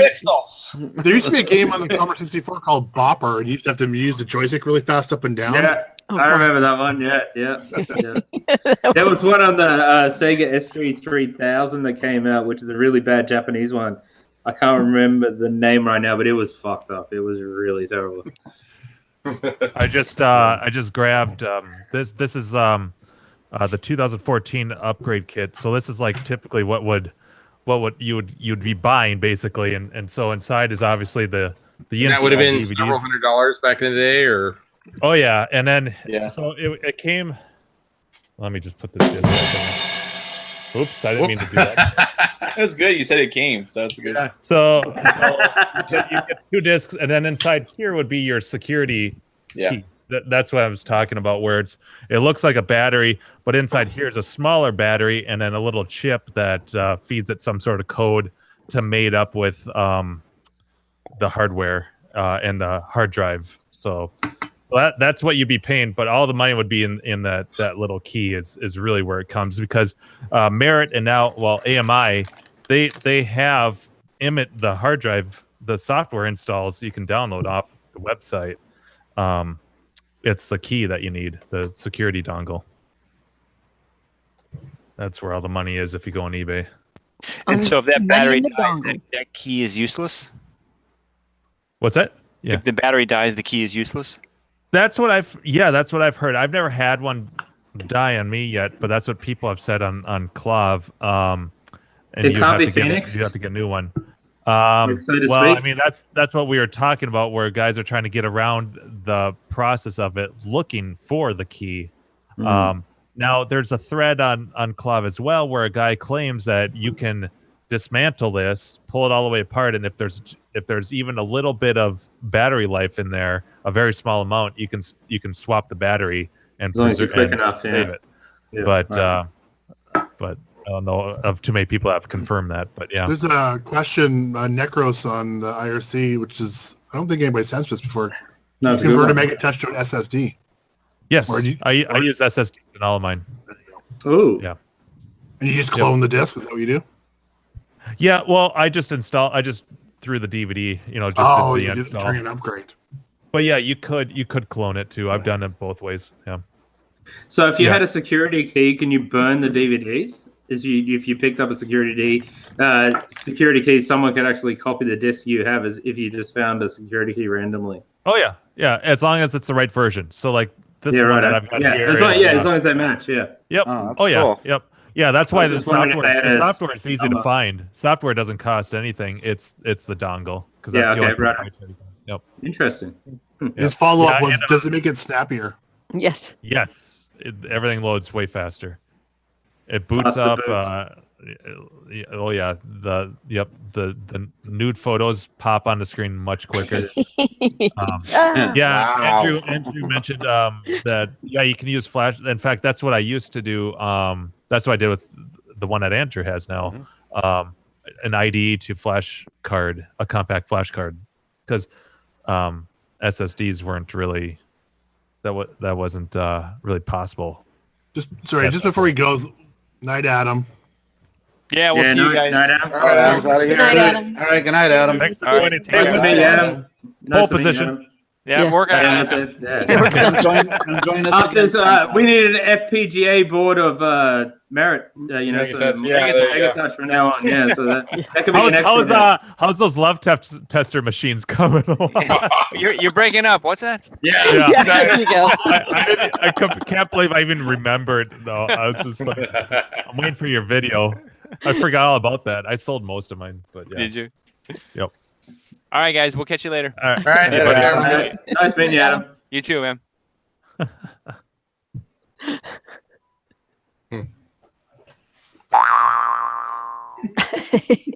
So I mean, I'll be honest. I didn't really play much. It was kind of after my time. Most of the Megatouch stuff. The only one I really remember playing, I've talked about You this should ask before. Lisa if she'd like to play some. Yeah, she actually probably would. They don't have Megatouches at craft beer bars. Yeah. So it was probably 94, 95, and it was all I remember. It was like a basketball hoop that would like swing back. Oh, Hoop Jones. Yeah, that's the one I have on my cabinet right now. That's the only one I can get working. You keep hitting the shots, and then eventually, I think the basketball is on fire. It goes or something further like back. Yeah. And you have to make like three pointers, and that's the only game I remember playing back in the day. There you go. Here you go, Gak. Let me share this one. Right. I have it. It's called Hoop Dreams, the app that I found. Yeah. Yeah, that's the 3D remake. Very similar, yeah. So we actually did like an amusement version of the game. It would have been the original version of that thing that I probably played. Yeah, my basketball turns into a brick if you start fucking it up. Yes, I remember that too. Yeah, if you break the shot, awesome. it turns into a brick and it comes off. Yeah, the that's side. actually I've got the Midway ROM as an app that someone did. So maybe that was the Midway one you played, Gak. Could be. I mean, I have no idea. And that's the only one I got on my little touchscreen thing working right now, 100%. So yeah. All I know is that I had a coworker. His buddy was a bartender at this cheap ass hotel that had like a small bar in it in the hotel, and we get free drinks there before we go out for the night. So we'd hang out in the bar, and I'd play the basketball game. Yeah, no, it's good fun. It is. It's fun. Yeah. Cool. But yeah, now you got me interested, wanting to look for one. Thanks, Jimbo. You're welcome. Hey, well, at least it has a small what I do. footprint, and it'll be. That's true. And it will probably be instantly. And Gak, honestly, I think Lisa would probably dig it. I think bring all the girls to the yard. You can have a little drink and be sitting down, and they look pretty slick, you know. Yeah. So yeah. A lot of women like to play the Megatouch games, so that's what Keith tells me. That's why he keeps it plays running a lot as of arcade. iPad stuff. So yeah, I'm sure it'd be second nature for her. Yeah, I something for have everybody. a question for maybe Jimbo and/or Chris. Was there multiplayer, like you can connect multiple? yes. Yep. So was that something that, Chris, that you designed like from the forefront, or is that something like someone decided afterwards? Hey, we should make this a multi-machine game. Yeah, we did. There was the one, and I think Jim mentioned this. When we upgraded some of the machines, there was an ability to actually have like almost simultaneous touches. So a lot of the head-to-head or the H2H games, that's when we came out with those, where there's like an H2H trivia, photo hunt. I think there was another one that we did. I forget what it is off the top of my head. Head-to-head search. But you were able to kind of like at the same machine do like multiplayer where you can challenge someone to a thing, and it was able to really notice that like it was the technology was a lot more advanced than our older ones. They were able to see like quick touches. We just had like it was basically just two zones on the screen, honestly, and like be like player one's on this side, player two's on that side, and it was sort of like sort of fake 2-player, but not, I mean it was enough to kind of like sell some machine. I don't think those like head-to-head games were ever really popular, to be honest. Maybe the photo hunt one, but no. See, everyone always wants to play one player and then play as a team, though. That's the thing, because no one wants to play head-to-head usually on that stuff. And was there network ones? Yes, that's what I was going to just say. So I don't know when that started though, but my Ions have wireless adapters in them, and if they're in the near vicinity, they will automatically. You can set it up to automatically connect to each other, and I would say like maybe a third of the games function that way. So they're mostly card games. So there was a server probably. That's why the other ones don't work. No, it's setting up an ad hoc or whatever, ADHOC. Okay. It's just they're just communicating to each other, or you can run a crossover cable directly to them. Ethernet ports on the back of at least the Force. Now they were designed to connect to Merritt and AMI servers for a variety of different reasons. They could do tournaments, they could do updates, and then of course the touch tunes that you were talking about, it could connect to their jukebox. So there were all kinds of stuff, but now those servers are down. obviously, but in Yeah, fact, it was originally called Megalink. That was like the main thing, and that's what shows up when you directly connect to the units together. A whole new category shows up. Right, and there's just specifically Megalink games where they were trying to make it like sort of like it wasn't like concurrent. It was sort of like asynchronous play where you can kind of like play around and they play around and you're kind of seeing like who has the top score and stuff like that. Then I think we did like the Merritt-thon games where there was more like a tournament competition where you played like 3 different games in a competition and but they really tried to push the whole like Megalink stuff. That was a big part. Like the marketing team was really trying to push that as a way of like creating more. It was a reason to sell more machines to one bar. Oh yeah. It's like in another cool. one you can like fight each other. Well, that's what all the Golden Tee and Silver Strike Bowling, they all do that now too. They're all hooked up and do tournaments. Even the dartboards. The dartboards have that capability. You can play people across the world, and they have cameras so that you can see where the person's standing. It's ridiculous. Oh, weird. Yeah. Well, it's like the old TNT trivia systems in the bars. Do you guys have that? Yeah, you must have had that in this. Yes. Yeah. It's too bad that server software is I'm sure it's tucked away in a zip drive somewhere in a vault somewhere. Probably. What's funny is that the last version of Megatouch they were doing was called Megatouch Live, and it was all online based, the updates and everything, and it had to connect to the server to run. So can you imagine only one of those? Like they eventually you could buy do a kit or a software install that would do the offline version. So that they're all local games, but could you imagine owning one of those and then all of a sudden, hey, we're shutting down. Sorry, you're SOL. Sorry. No game for you. You're fucked. That's what happens with Golden Tees and stuff. Like if you have a Golden Tee live, when you bring it to your house, it dumbs it down. You only get like half the games or half the whatever. Like I had Silver Strike Bowling that did that. You only got like 3 of the games instead of like 6 of the different bowling games. And it has a built-in 3G like data connection that automatically connected to the servers, but unless you own a business, you couldn't register it with them. You had to be a bit of a business license and stuff. That's actually the same thing with my dartboard. I've got the offline version because I just installed that kit, but you need to be an operator to have the online version, which sucks. Which is the big difference is that now I'll call medalists like maybe in a year and just ask them to send me, because they release annual updates as one package rather than I wouldn't get them in real time because it's not online. Right. But it's a fucking dartboard. Do I really care? It's like, hey, here's a few more games, and I'm not gonna. I'm way too terrible of a player to want to challenge anyone anywhere else. And to install a webcam seems, but whatever. It's fun to see how far that stuff's come along. It's like, how much more can you improve a dartboard? Yeah. Well, especially when all those machines like the Megatouch, they had a fairly decent like protection. Like there wasn't anybody really copying those things. It amazes me how much this dartboard is like my Megatouch. It's because it's now they're full-fledged, they're PCs, a motherboard, but then just like Megatouch, it's almost the same exact size and layout as that proprietary I/O board that everything connects to. What kind of dartboard is it? Talks to. It's a Medalist. Okay. Yeah. Because Merritt made the Scorpion ones. That was like they did dartboards for a while too. So we played dartboards a lot during lunch. Or darts. Oh, nice. Wouldn't that fuck up the screens? Nice.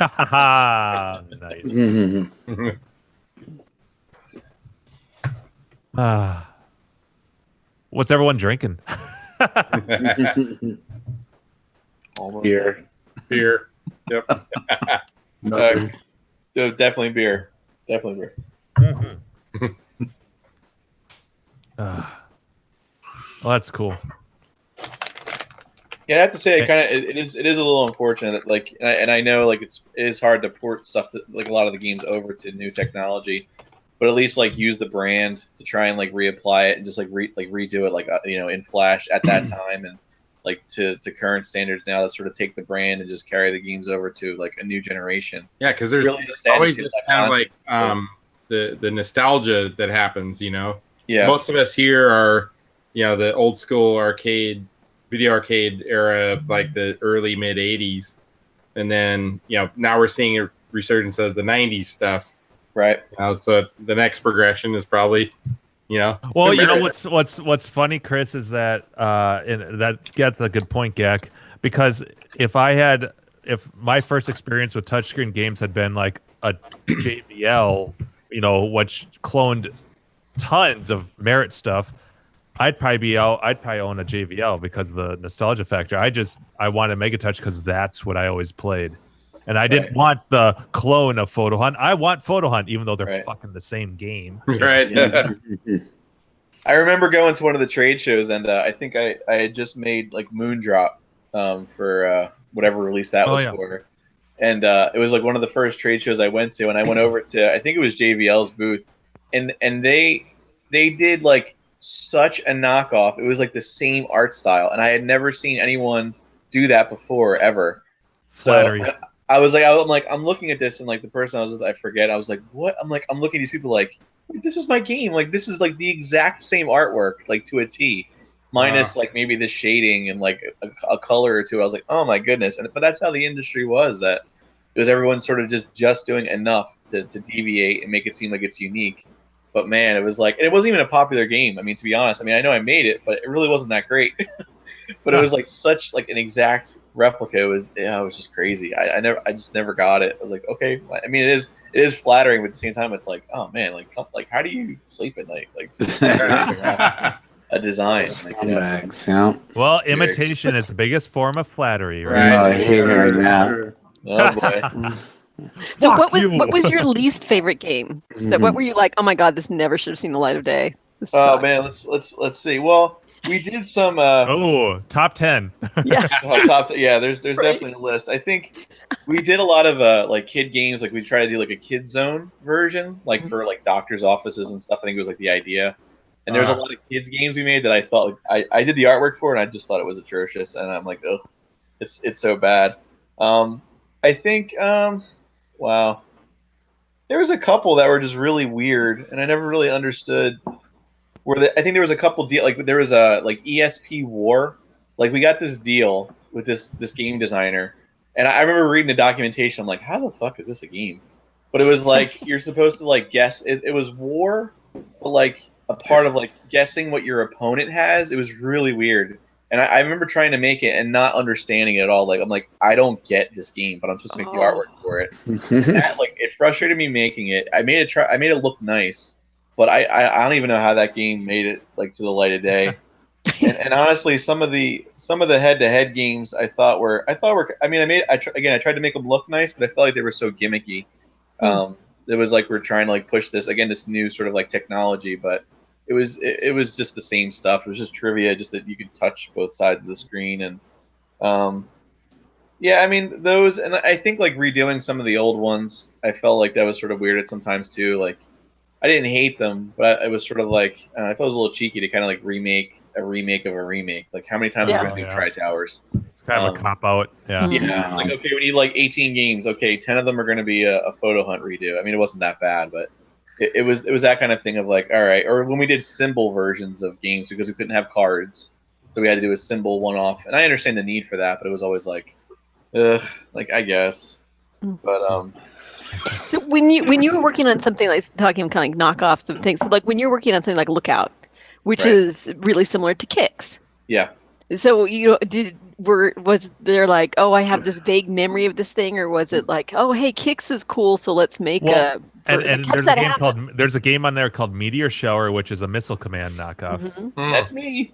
Yeah. It's a great knockoff. I love it. Yeah. Like, do you play the game? Do you play the original and be like, okay, how are we gonna? Okay. Yeah. We would go. There was like if there was a game we were trying to redo that we couldn't find online, there was a lot of like distributors nearby where we'd go to like their place and play one of the games and check it out and then sort of take notes and then come back and do it. And I think for Lookout, that was like again one of my first ones. So with that, I didn't have as much of a say as far as like let's make our own version. So that one I think it was more or less like we're making this game. Here are the rules. Here's the artwork you have to make and just make it. So at that part, I was like more of a foot soldier than like leading the charge. So when we moved on and did some of the other ones where they were knockoffs. Again, like I was saying, I tried to do some way to make it unique to ours and not copy the same art style, because I can never be okay with that. I was never okay with that. And the meteor shower one, that was fun. That was a frustrating game too. To design. I mean, I love the game. My gripe is I wish, and it makes sense that they did this. You were talking about having the timer, but on a lot of the games, but that was honestly, I think one of the reasons why a lot of times we'd gravitate towards games like Photo Hunt, where it was skill based. As long as you keep performing well, you keep playing. I would always get frustrated because it's like, oh, insert more money, even though I didn't lose. I didn't. You know, my guy didn't get destroyed or whatever. Yeah. But it's a great, you know, port or knockoff or what's the word? Skin, reskin or homage. I always try to use different words to make me feel better. Yeah. It's a great jumpsuit. What? Yeah. Yeah. We always tried to what I liked that we brought to the table, and I guess after I had started, was sort of I brought the 3D part. So I think really doing this sort of 2.5D sort of style to a lot of the games, I really thought was a fun thing. So like with Meteor Shower, it's all 2D stuff, but it looked 3D. I'd render stuff in Max and try and give it that extra level of depth. But even though we were just really faking it, it was a lot of really creative ways of saving assets and transparency. And even back when it was you had 256 colors and one clear color, there's a lot of aliasing, but we tried to be really tricky with how we did a lot of that stuff. So it was really fun to find ways to trick Atari it. 2600. We had to reduce the flickering when more than 2 ghosts were on this. That's cool, though. For sure. Yeah, I was looking over my list here, and it's just it's a lot of these games. I have it listed once, but there was so many reskins of it. It was sort of crazy. So, but just so many reskins. And then when we started doing the 3D stuff, the actual 3D engine with the OpenGL, that was fun. That was a fun time to kind of think outside the box, we did the Hoop Jones, where it was actually 3D. You would flick your hand up the screen to shoot the ball, and it wasn't just a canned animation of a ball going in. You really could change the trajectory of the object. So that was really neat. And I think that was for the I forget what it was called. It was the we did it an amusement. Was it Prize Zone? I don't know if it was Prize Zone, but it was something like that, or Game Time. It was one of those where we did just we were trying to do more of a redemption system. And there's a series of games like Hoop Jones and a couple others that I think we had a deal with Skee Ball. I remember designing a Skee Ball table in 3D. And I think it's on my site too. Oh, I forgot. I owned a non-working Prize Zone briefly. There you go. It was all it had was a trackball. I don't even know if there's any buttons. You drop your quarter. I don't know. I think it may have been just a trackball and then the touchscreen. The trackball we had a couple games from I forget who they were. There was Chip Away and a couple other games like that. There were other redemption games you'd find at Dave and Buster's. I think we were able to make a deal with them or bought them. So we had Chip Away in our games too, which was more along that style, which was kind of neat too to have all that in there. But and it would save us from having to create a whole other game. They have beer pong now. That's a good one too.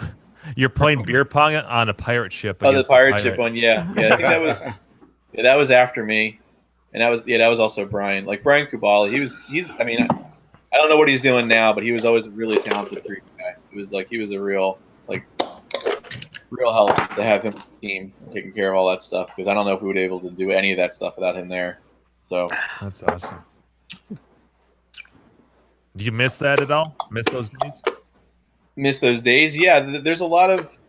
It was a lot of different people, and I think for it being my first real job, I worked I did stuff at Metro for 1.5 years, but this was the first real full team, and I was there for a long time, and I made a lot of friendships, a lot of people I still stay in contact with, and even live nearby me. The Merritt was in Bensalem, Pennsylvania, which honestly, if I was to go there, it'd be like maybe like a 45-minute drive. So it's still in the same area, and I still try and stay in contact with all those guys, and they've all gone on to do different things, and some of them stayed with Merritt to AMI, and then eventually were let go because they shut down.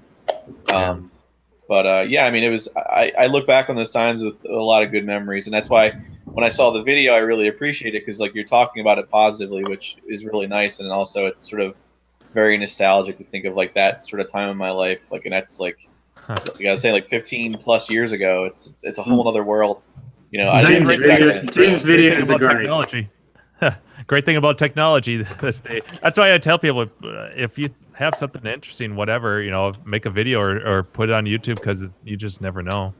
Dude, you got to give yourself kudos, Jim. Your videos are fucking awesome, man. They're really good videos. It was really nice. They're really good. Yep. Oh, your build videos. They are like that. Okay, fair Quality. enough. You edit them well, but even like your voiceovers and everything, they just you explain a lot more stuff with that, less mistakes, unlike another person we know. Opposite. But you just explained it right there. I edit my videos. Okay, I get that, but I sat down and watched yours, and even my wife sat down and watched them. And she's like, "Why is he so picky?" And I'm like, "Well, that's what I do." She's like, "I thought there was you're the only one. You watch John's videos." He's like, he doesn't give a fuck, and I'm like, "No, if I'm gonna do it, I'm gonna do it properly," And she's like, "What the fuck?" Just do it like he does, and I'm like, "Yeah, I do." You don't know how much time he edited to get this. That's why I haven't fucking posted a video in I haven't posted a video in like a month. I'm like, it's depressing to see that, but I'm like, I don't have time. I'll do them after I'm done with the dartboard. That's usually how it starts. It's like I want to see the turkey video. That's what I'm waiting for. Yeah. I'm waiting on me too. I'm waiting on the art. When the art's done, the video will happen. But I was going to go back and say that I've got plans to do a whole boatload of speaking of videos, just for Chris. Yeah, so yeah. I was going to do a bunch more Megatouch videos because I did all of those for Force, and then I got these Ions in 2000. I got one in 2016, and then this other one I got this last New Year's, and I want to do because there's so many more games now, and a bunch of the 3D ones. I want to do that, and then also talk about the hardware, the guts of them, because that's to me the hardware is just as interesting as. Have you done a pull down video sort of thing? I'm sorry, what? Have you done a pull down video like taking the back off them, swap a hard drive? No, so I'd love to watch a video like that. Yeah, that'd be cool. Yeah, I can break it all down because both of them I've replaced the motherboard. I've basically replaced the fans. Yeah, I'd love to watch that. Love to watch that. Yeah, for sure. So I plan on doing that, and I'll be covering a lot more games. I've been kidding Carrie. I've been kidding Carrie that we have to do a YouTube Red series of the Penthouse. Games. No. I don't want to subscribe to YouTube Red. I know. You know what's going to make me subscribe? It's $20 a month here in Australia, so I'm not fucking paying that. You know what's going to either force me to do that, or I don't know how else. I got to see the Cobra Kai series, the Karate Kid series. Oh yeah. No, dude, someone's going to throw it on straight normal YouTube as long as you watch it quick enough. That's how I watched Andre the Giant documentary. Oh, really? It was on the next day. And no adverts, no nothing. The whole thing, straight through, 1080p. It was beautiful. Oh, nice. Okay. Yeah, it was great. I'm really excited about that series. I hope it's... I'm going to enjoy it regardless because I'm such a fucking fanboy. Oh, it was great. I watched it straight after you mentioned it last week, and it was so fucking good. I got teared up. So, yeah, it was good. It was good, man. Sorry, it was... Hey, he was one of the big wrestlers when I was a kid, so Yeah. Anyone want the peanut? Yeah. They talk a lot about his fighting though, which is really funny. So, Near the end, that was really funny. They're like 5 different celebrities are describing his farts. Yeah, they go for like 30 seconds onwards. He's had these massive farts. You hear this really deep bass. Yeah. And it was interrupting some of the scenes. Chris, this is when it starts getting to a new level of entertainment. Yeah. Sorry, I've been drinking, Chris. I'm a Australian. hey, he held out for 2 hours. That's impressive. Like this Right? show. When's the last time we had a show that didn't get derailed? I was waiting for the fart jokes. I mean, honestly, that's what I came for. Mark, We didn't mean to disappoint. you need the mock Devo hat, then you have a good I should play the Blazing Saddles. Yeah. Blazing Saddles. Campfire. Yeah, that fucking movie. Oh my god. I gotta get my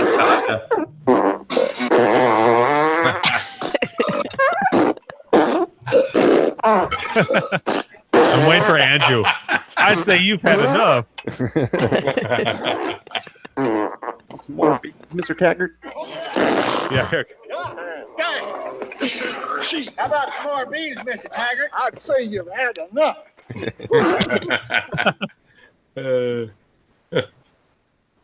Yeah, well. So, did anyone do anything arcade related this week, Andrew?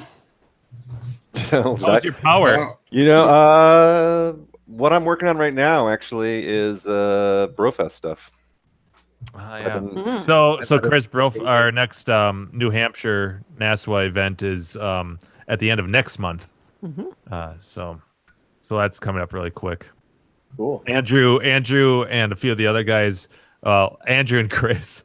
Well, for a lot of the events, but this event, they do all of the design work.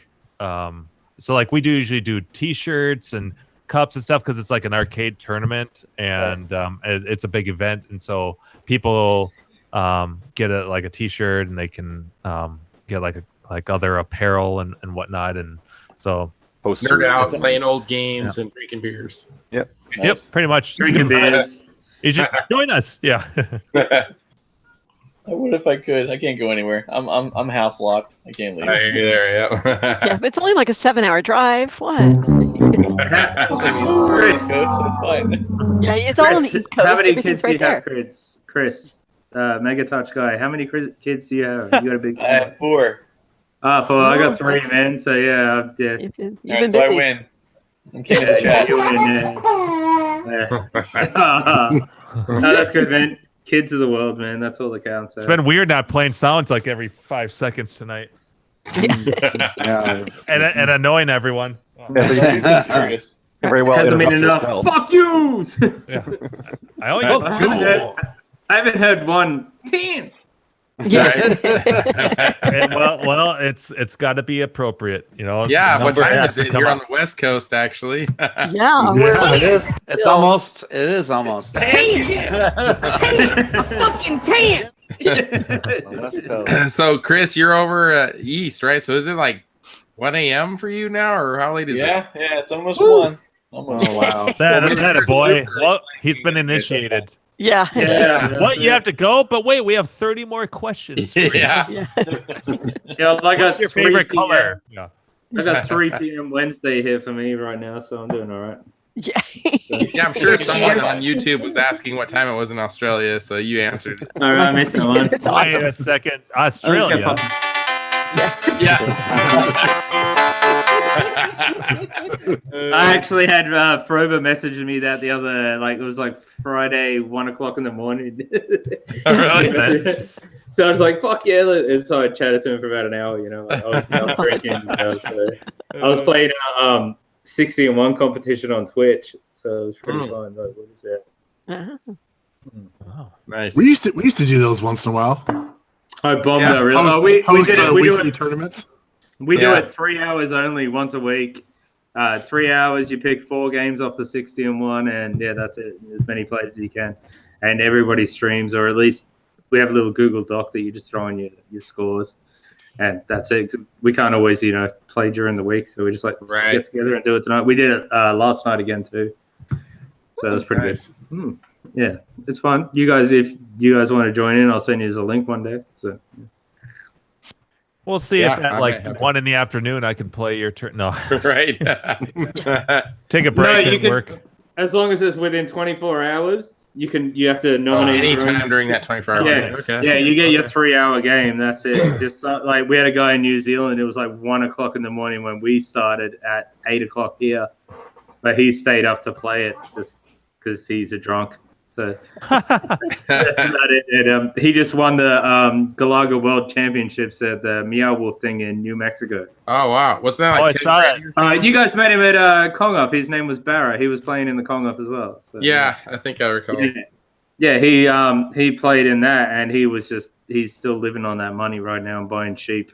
That's about his thing. The Galaga thing, that was like 10 grand or something, or how much was that? Yeah, he won the 10 grand check. Yeah. Wow. But once it gets converted to, once he gets actually paid, he hasn't been paid yet. Oh, boo! With the Gotta be tax, careful of that stuff. He cops all this tax from America, and then he's going to get taxed in New Zealand again. He's going to be lucky to get about 4,000 New Zealand dollars, which is like. It's about $50 American. Well, please let us follow up and let us know when he does actually get paid, because you never know some of these deals. Yeah, no. Some new place I never even heard of that's hosting this thing, and no, it's all legit. It's more legit than some other events. Let's say that. Well, they should have handled me check before he left. Yeah, well, I've been in like some of the KOs, but yeah, it is. Yeah, it's. He'll be fine. But he's with all the 2 different taxes he has to pay. It's going to be pretty fucked up. Look at $200. I told him just to spend it all in America, buy a couple of cabinets, and send them back. So he wouldn't have got taxed twice, really. Oh, that's a good idea. He only actually got the world record on Galaga on a fucking keyboard. Wow. Is it Galaga or is it Galaga? Galaga. I call Mario it Mario or Mario. It's Mario. It is Mario. Taito or Tato? Neither. It's Taito. Labia or labia? We have the one. We have the one over here. Is it soccer or is it football? You guys have that too. Yeah. Football. Yeah. I call it football, and everyone's like, it's fucking soccer. No, it's football. No, it actually makes sense because you kick a ball. But you throw in football, you actually throw a ball with your hands as well. So. Yeah. No, but I'm saying football and soccer makes sense to be football over there. Yes. Makes sense. I call it rugby if they're playing with the fucking rugby ball. Foosball. Yeah. Foosball. Now that's a real game. Yeah, foosball. But is it foosball or is it a soccer table? That pisses me off. I have never heard the term soccer table. Never. Every table nowadays that has a 3-man goalie is referred to as a soccer table. Oh, I've never and there's no ramps in the corners, so those are soccer tables. I've never seen ramps in the corners. Never seen ramps in the corners. Never seen 3-man goalie either. Oh, see, in college we played what we refer to as foosball, and there was ramps in the corners, single person goalies, and then they changed all of the tables in bars to what they consider to be tornado soccer tables, which are 3-man goalies and no ramps. We have 1 goalie, no ramps over here, and the same in Europe. That every time I saw a table in Europe as well. That's what I have in my bed. I have one as well, and it's 1 goalie, no ramps. Only 1? You don't have like 4 or 5 of them? Or maybe 10. Yeah. 10. But that's only like 4 Canadian, so. Yeah. You got the hockey one over there. What's that, bubble check or whatever it's called? That looks really fun. That looks so fun. I would love to play one of those. I've been looking for one of those big time. They're expensive. Remember they're this like $1,200. What's that? You stay at my house. Yeah, I love that. I love that edition. Harry, I tried to get one for $2,200 like a week ago, and it was fucking gone in a second. Oh my god, that's crazy. Was that $2,200 Canadian? Yeah, they're $4,600 new. That's I want to say they're like around $1,200 US if you find the right deal. Yeah, that's what I was saying. I've seen them for about that. Not if it depends where you are, because if you're in like New York or like any of the hockey states, like Minnesota probably is up there. Like anywhere there's hockey, they go for a lot of money. Oh, you'd think barcades would want them too. Like. Yeah, well, even you crack me up. Bars. Boys have a penis, girls have a vagina. In case you didn't know. Yeah. It's my Little PSA reminder for every show. Yeah. Yeah, it's been a while. I need a reminder. Yeah. Random. As a big old cloud of smoke comes out of his nostrils. I know, like a dragon. I'm smoking. Dragon. We had no 34K fucking clouds today. Wait, what's up? You didn't blow any clouds today, 34K. Oh no, I'm He's a been little well bit here. behaved. Yeah, I'm. You're adjusting to having power again for crying out I loud.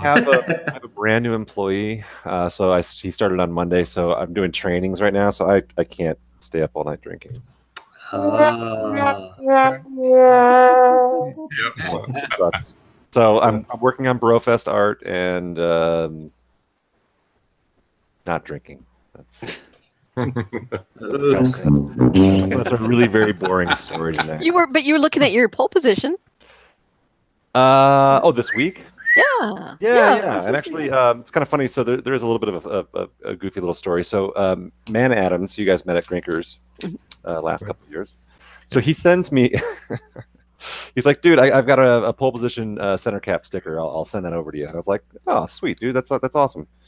So he sends me this envelope. I can't show you the front because it has addresses on it.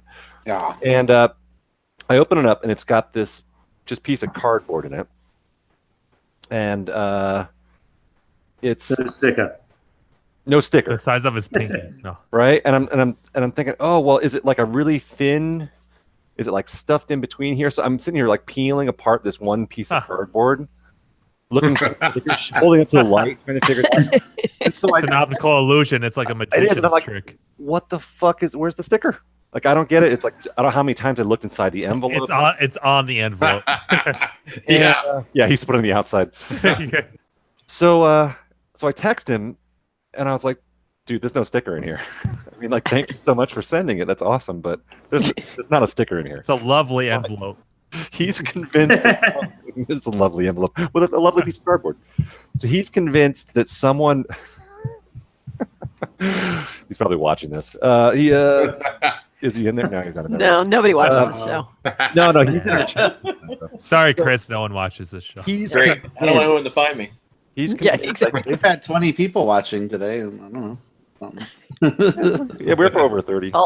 It's all people watching after it's live. Yeah. It's all logged in multiple times. But anyway, so he's convinced that someone opened up the envelope between Loveland, Colorado and Denver, Colorado, which is like, I don't know, half an hour. So through the post office, he's convinced that someone swapped it out. Well, if it's in Colorado, they went looking for weed. Right. Yeah. Wait, was it made with invisible ink? Yeah. Get a UV light. Yeah. But that white piece of paper, is that like a peel-off backing for a sticker, maybe? No, it was part of the cardboard. So this is me after I completely disassembled the little piece of cardboard that he sent into a wafer-thin bits of paper. Okay, that was all. So this is all just, so because I was convinced, like, oh, well, maybe he said it was like folded over inside there. So I started like carefully picking it apart. There's a condom inside. He could have sent you tabs of acid, and right now you're like sucking it all into your skin. Yeah. He's holding on to $500. No acid on that. Oh, you licked it? Yeah, I just did. Well, we'll see. We'll see how I feel in about a half hour, 45 minutes. No, so he contacted Slick Nick, who of course makes these things, and Nick was kind enough, and this just arrived today, kind enough to send me a set of stickers, which I'm no longer getting. Ooh. Nice Nick plug right there. There you go. That's it. Slick Nick's a champion. Yep. Yes. Took me up with a whole bevy of colors. Holy shit. Oh, dude. You got a fucking hookup. Those are like legit. They're like super nice. Yeah, super nice. They're shiny. They've got the chrome kind of finish. They will stick to your nipples. I'm totally gonna do it. Giant areolas. Do it. But yeah, so we've got a dark blue, light blue, red, and chrome. I would like That's two fucking flesh rad, tones. Yeah. So I'm gonna have to buy a couple of them. Just put on my beer fridge. I'm gonna order 2 flesh tone colors. And Nick also said, "Welcome to the pole position club." So there you go. Hey, nice. That's fucking rad, man. So thank you very much. Nick rules. We Yes. love Nick. Man. And what's his website? Has he got a website or? I think just on KLV, Slick Nick. As long as someone can plug it, you know. Yeah. Yeah, on Klob. I think you might sell them on eBay as well. Could be. I have no idea. I'm not sure. I didn't buy them, so I can't plug it. Yeah. But yeah, so thank you very It'll be much. a great Nick, good- and Right. Yep. thank you also, Man Adams, for helping me out. So that was my arcade story. Sweet. That's awesome. Cool. Oh yeah, and then the Is that the proposition- only arcade story for this week? That's No, my- wait. Andrew's got more. So, But wait. I was actually also looking at the front of my pole position, and I sent a picture to the Slack group. But yeah, it's like Yes.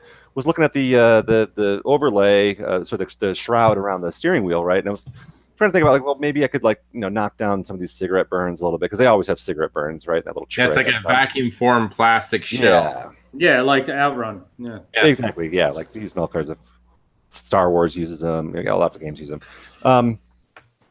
So I was looking at it and I noticed that A, it wasn't bolted down, and then B, it wasn't underneath the control panel. So I was like, well, what the hell's holding this in here? And so I just kind of started like gingerly pulling at the sides of it, and it just popped right off. And I was like, oh, okay. Weird. Why didn't they do that? And then I realized I had two of them. Oh, Strange. So So I wonder someone- if I operate. Was it a pole position 2 or pole position 1? Pole position one. It was a pole position 1, but it had the 2 sticker over the top of it. On the second one. Maybe that's how they. That was the upgrade kit. Was they Yeah. made it a Right. pole position 2 by just laying the plastic They over just the top. slapped the plastic on top. Yeah. Yeah, you So can still what's the you can look- see the original sticker underneath it. How good does the I wouldn't CP? doubt that. Making lady teas and give me 2 of those. Give me 6 of those. Oh, so Nick just confirmed they are on eBay. Oh, okay. Cool. Bonus. Sorry, what were you saying, Jim? What were you saying? I asked sorry. actually, what was the one underneath that looked like? Oh, they're both in about the same shape, really. So I think my guess is they were in a back room or a warehouse at some point, and someone was like, "Oh, we're going to put this extra shroud," and they probably just put it on top Could of be, the other yeah. one, and then eventually just sunk down. But it was like all the way flat on it. So Yep. I'm sure the guy that sold it to me had no idea there was 2 there. Right. Oh, that worked out well, man. So that was. Cool. Too bad the one underneath wasn't like super pristine. I know that would have been like, oh yeah, that would have been like. But I had the same with my centipede cabinet, my Atari Cabaret that I picked up. Mhm. It had been spray painted black on the front coin door, on the back of the roof, and all the way down through the back door and everything like that. And I'm like, all right. So I started cleaning it up, and I'm like, there's like duct tape on here, but they had spray painted the duct tape. So I peeled it off, and all the original Atari stickers were under there. They just put duct tape on it. So all the everything's there. All the coin door stickers, all the stuff's there. Oh wow. They just put duct tape on it and then spray painted over the front of it. I'm like, sweet. So now I've gone and cleaned it all up, and I've still got the original stickers, which is pretty cool. So, That's cool. Yeah, nice. yeah, I was happy with that. I wonder, did they mean to like take those off after they were done painting? Like they were just masking it off with duct tape and then Yeah, could be. forgot I don't about it? know, but they were just, it worked out very well for me because there was no way in fuck I was going to find those stickers over here to try to put them on. So. But yeah, it's pretty eaten up on the bottom anyway. Slick Nick's eBay is, if anybody's interested in, They are on eBay. that's his. Yeah, Yeah, I gotta get another beer. I just picked up it myself this week. Oh, really? You're nice. I've already got one that's like Andrew. Oh, Bruce breaking Wayne. out from Canada. I gotta hear a robot. Ah, geez, here we go. No. Oh yeah, this is net neutrality just kicked in. Yeah. Same Nut one neutrality. as Oh, it's time to play some Oh, sticks, I think. original here. one. And Got bad. the Misto robot. Yep. Used up our allotment of internet, apparently. Nice, Brad. It's like well, now it's frozen. Oh, yeah, yeah. he's frozen. He is a robot. Yeah. I bet it would be even Look funnier at look at his arm. if he was faking it, but managed it was Oh, like is shaking that- it back and forth to Oh, like a dude, it blur. was like Oh. blurred. It was blurred It was for like awesome. 5 seconds. It was awesome. Yeah. Do that again. Yeah, can we do it again? Hold it. Again. Ready, freeze. The fuck again. Yeah. At the end of an 80s show, everybody freezes. Yeah. High fives, like Saved by the Bell style. Yeah. Yeah, they all freeze at the end. All right, here I'm gonna go sidebar real quick, Andrew. I watched Chopping Mall over the weekend. Oh boy! Yes. Yay! Yeah, In the ass. I do not remember seeing that movie at all. And It's an amazing movie. yeah, and so a couple of things I got a note about it is the actual mall that it was filmed in. They filmed 2 other movies in that mall. Do you guys know which ones? Commando. Fast Times. Commando. I know it's Commando, and is it? No, Probably it's one of the not. Dawn of the Dead movies. Dawn of the Dead. Yeah, I'm thinking Dawn of the Dead. Yeah. Oh, Terminator 2. Oh, really? Yeah. So Commando and Oh, Terminator the 2. arcade It mall. was the Sherman Oaks Mall, which I want to say, is that where Steve from Grinkers? Yeah. Isn't that where Steve from Grinkers grew up? Sherman Oaks? Maybe I'm wrong, but I think thought you're that's what he right. said. Yeah, Yeah. I think you're right. It is. So yeah, Sherman Oaks Mall. Isn't all the Brad Pack movies supposed to take place at Sherman High School? Shermer, Illinois. Shermer. I knew it was the Shermanator. And then, all right, so shit, I can't remember her name right now. The blonde chick that's in it. Barbara. That's all you need to know. Barbara Crampton. So I got somewhat infatuated with her by watching that movie. And she did another movie that year called From Beyond. Oh yeah. That's the one with like the it was coming out of the dude's forehead. Yeah, it was done by the guy that did the Reanimator movies. And she was the Reanimator also. Yeah. That's gonna be my next one I want to watch. Yeah, that's it. Yeah. She was the first of the Reanimator movies, Reanimator 1. Yeah, those It says days. Fast Times was filmed at that same mall too, the Sherman Oaks. Oh yeah. There's actually a whole But dude, crap ton of them. All right, I'm gonna try to show this picture here.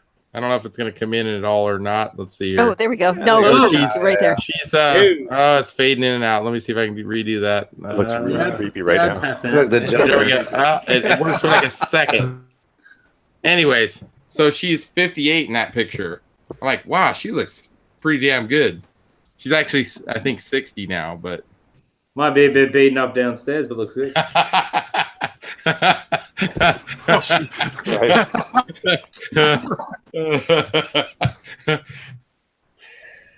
Like Elvira. Yeah, so I don't know why I thought about that, but I Chopping Mall for some reason. So what how did you watch it? Because of last week's podcast. No. I was wondering like what media did you use? So I have one of those Raspberry Pi Kodi setups. Yeah. So that's how I watched it. Okay. And then From Beyond, there was only one stream of it. Only one person out in the world had a 720 feed of it. And that's how I was able to watch From Beyond. Wow. Yeah. I love that movie. So weird. Yes. You know? Yeah. I like when he eats the brains. He's got the pituitary gland sticking out of his head. He's all it's a weird, trippy movie. There's several other weird movies like that too. What's the one? They're like Basket Case. Is that the one where his brother's in a basket? Yeah. Yeah. Yep. Or Brain Damage. Have you seen that one? Brain Damage is awesome. Oh, I love Brain Damage. Have you Andrew, seen that one, you guys? Andrew, Mock, what's the movie that has the game in it that you really like? The sit down. Bishop of Battle. Oh, Bishop of no. He's thinking of Scanners 2 with the Scanners 2. Oh yeah. Okay, so I need to try to catch Scanners and Scanners 2. I think sometime in the near future. I've never seen Scanners 2. I've seen Scanners, but yeah. And Hangout. I can't remember if Andrew I remember seeing Scanners in the theater. Oh my god. So the Chopping Mall movie though, the head explosion. And when it flaps, when like the skin that's left kind of flaps as it passes. So the Chopping Mall movie, not flapping like a labia. Labia. No, totally different than a flappy labia. We bring it back around. The Chopping Mall movie though, one of the first scenes they're in an arcade. Did you mention that, Andrew? I can't remember. Caller, can you please? They show like a close up of the control panel, but it's like it's a Willits or Willis reproduction. I like Willits. Willits sounds better. The Willits or Willis? I always mess that up. I think it's Willis. Willis. Yeah. Yeah. What are you talking about, Willis? What you talking about? Yeah. Yeah. It's Gary Coleman on there. The big pouty face. But yeah, I couldn't figure out what the game was. I played it back a couple times because they don't show a screenshot of the game. They just kind of show the control panel. And I'm like, what is that game? Yeah, I'm sure I noticed when I was watching it, but I don't remember now. Yeah. What is that game? What is this? I saw it and I was like, oh yeah. And then when I realized it was like a box set of my videos, I was like, that's a record, Chris. That's a recording from a show a long time ago. We had a different YouTube celebrity on that we talk about quite frequently called John, and he was talking about one of his. That was the other host for the other events that we were talking about earlier. Okay. And so that's his voice, and he's on our show talking about his DVD box set that one of our other regulars, Seabart made. Yeah. And I just happened to have the timing right because I have that sound effect. You know, that's the sound effect that and he just happened to pause at the right time. And Yeah. Perfect. Yeah. So not only do I play sounds, but I play sounds of sounds. So meta. What a mind scrambler. Yeah.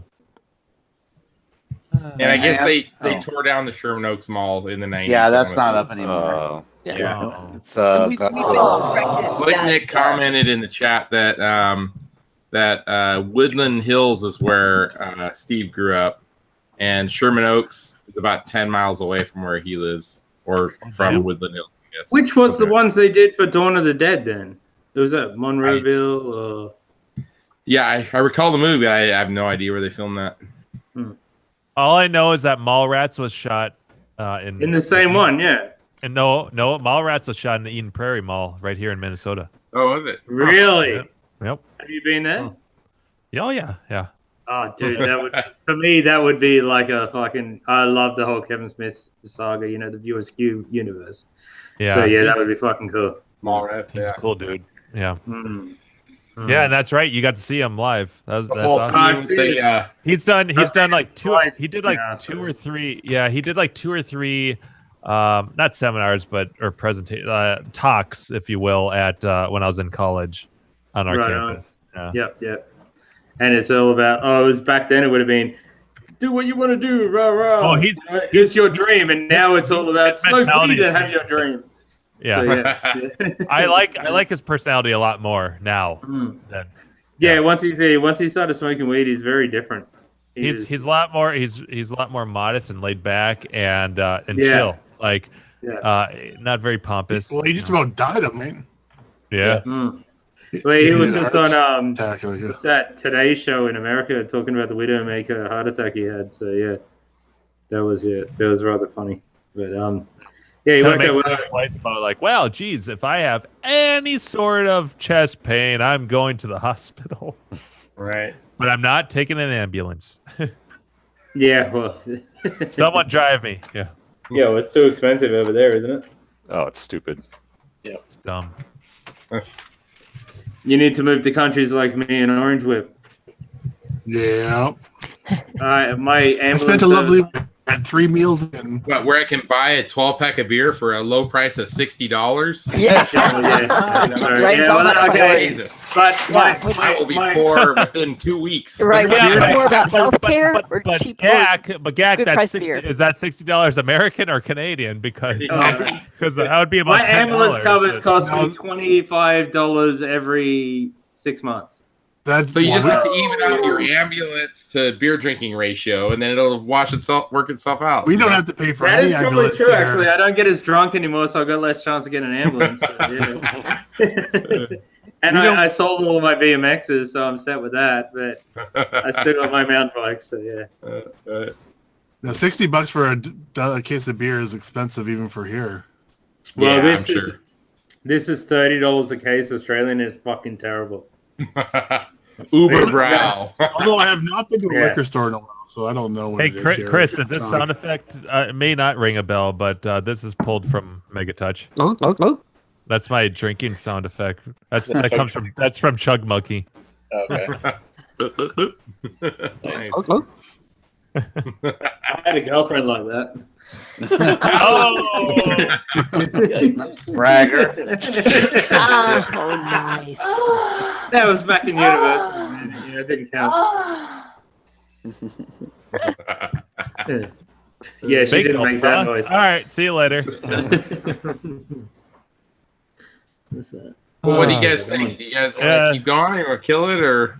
I think we should kill it. We We should got to talk probably. about it. Yeah, we got some business to do. Chris, awesome to meet you. Dude. Thank you for coming. Yeah, on. that was fun having you, man. Definitely nice to meet you. Thanks for Jimbo thanks, bringing guys. him on, man. And absolutely feel free to hang out and shoot the shit with us if you ever want to. You know. Yeah, man, this is fun. I really come back. appreciate it. If you ever take a Wednesday off, definitely come on the show because you can crack open some. Yeah, man. True.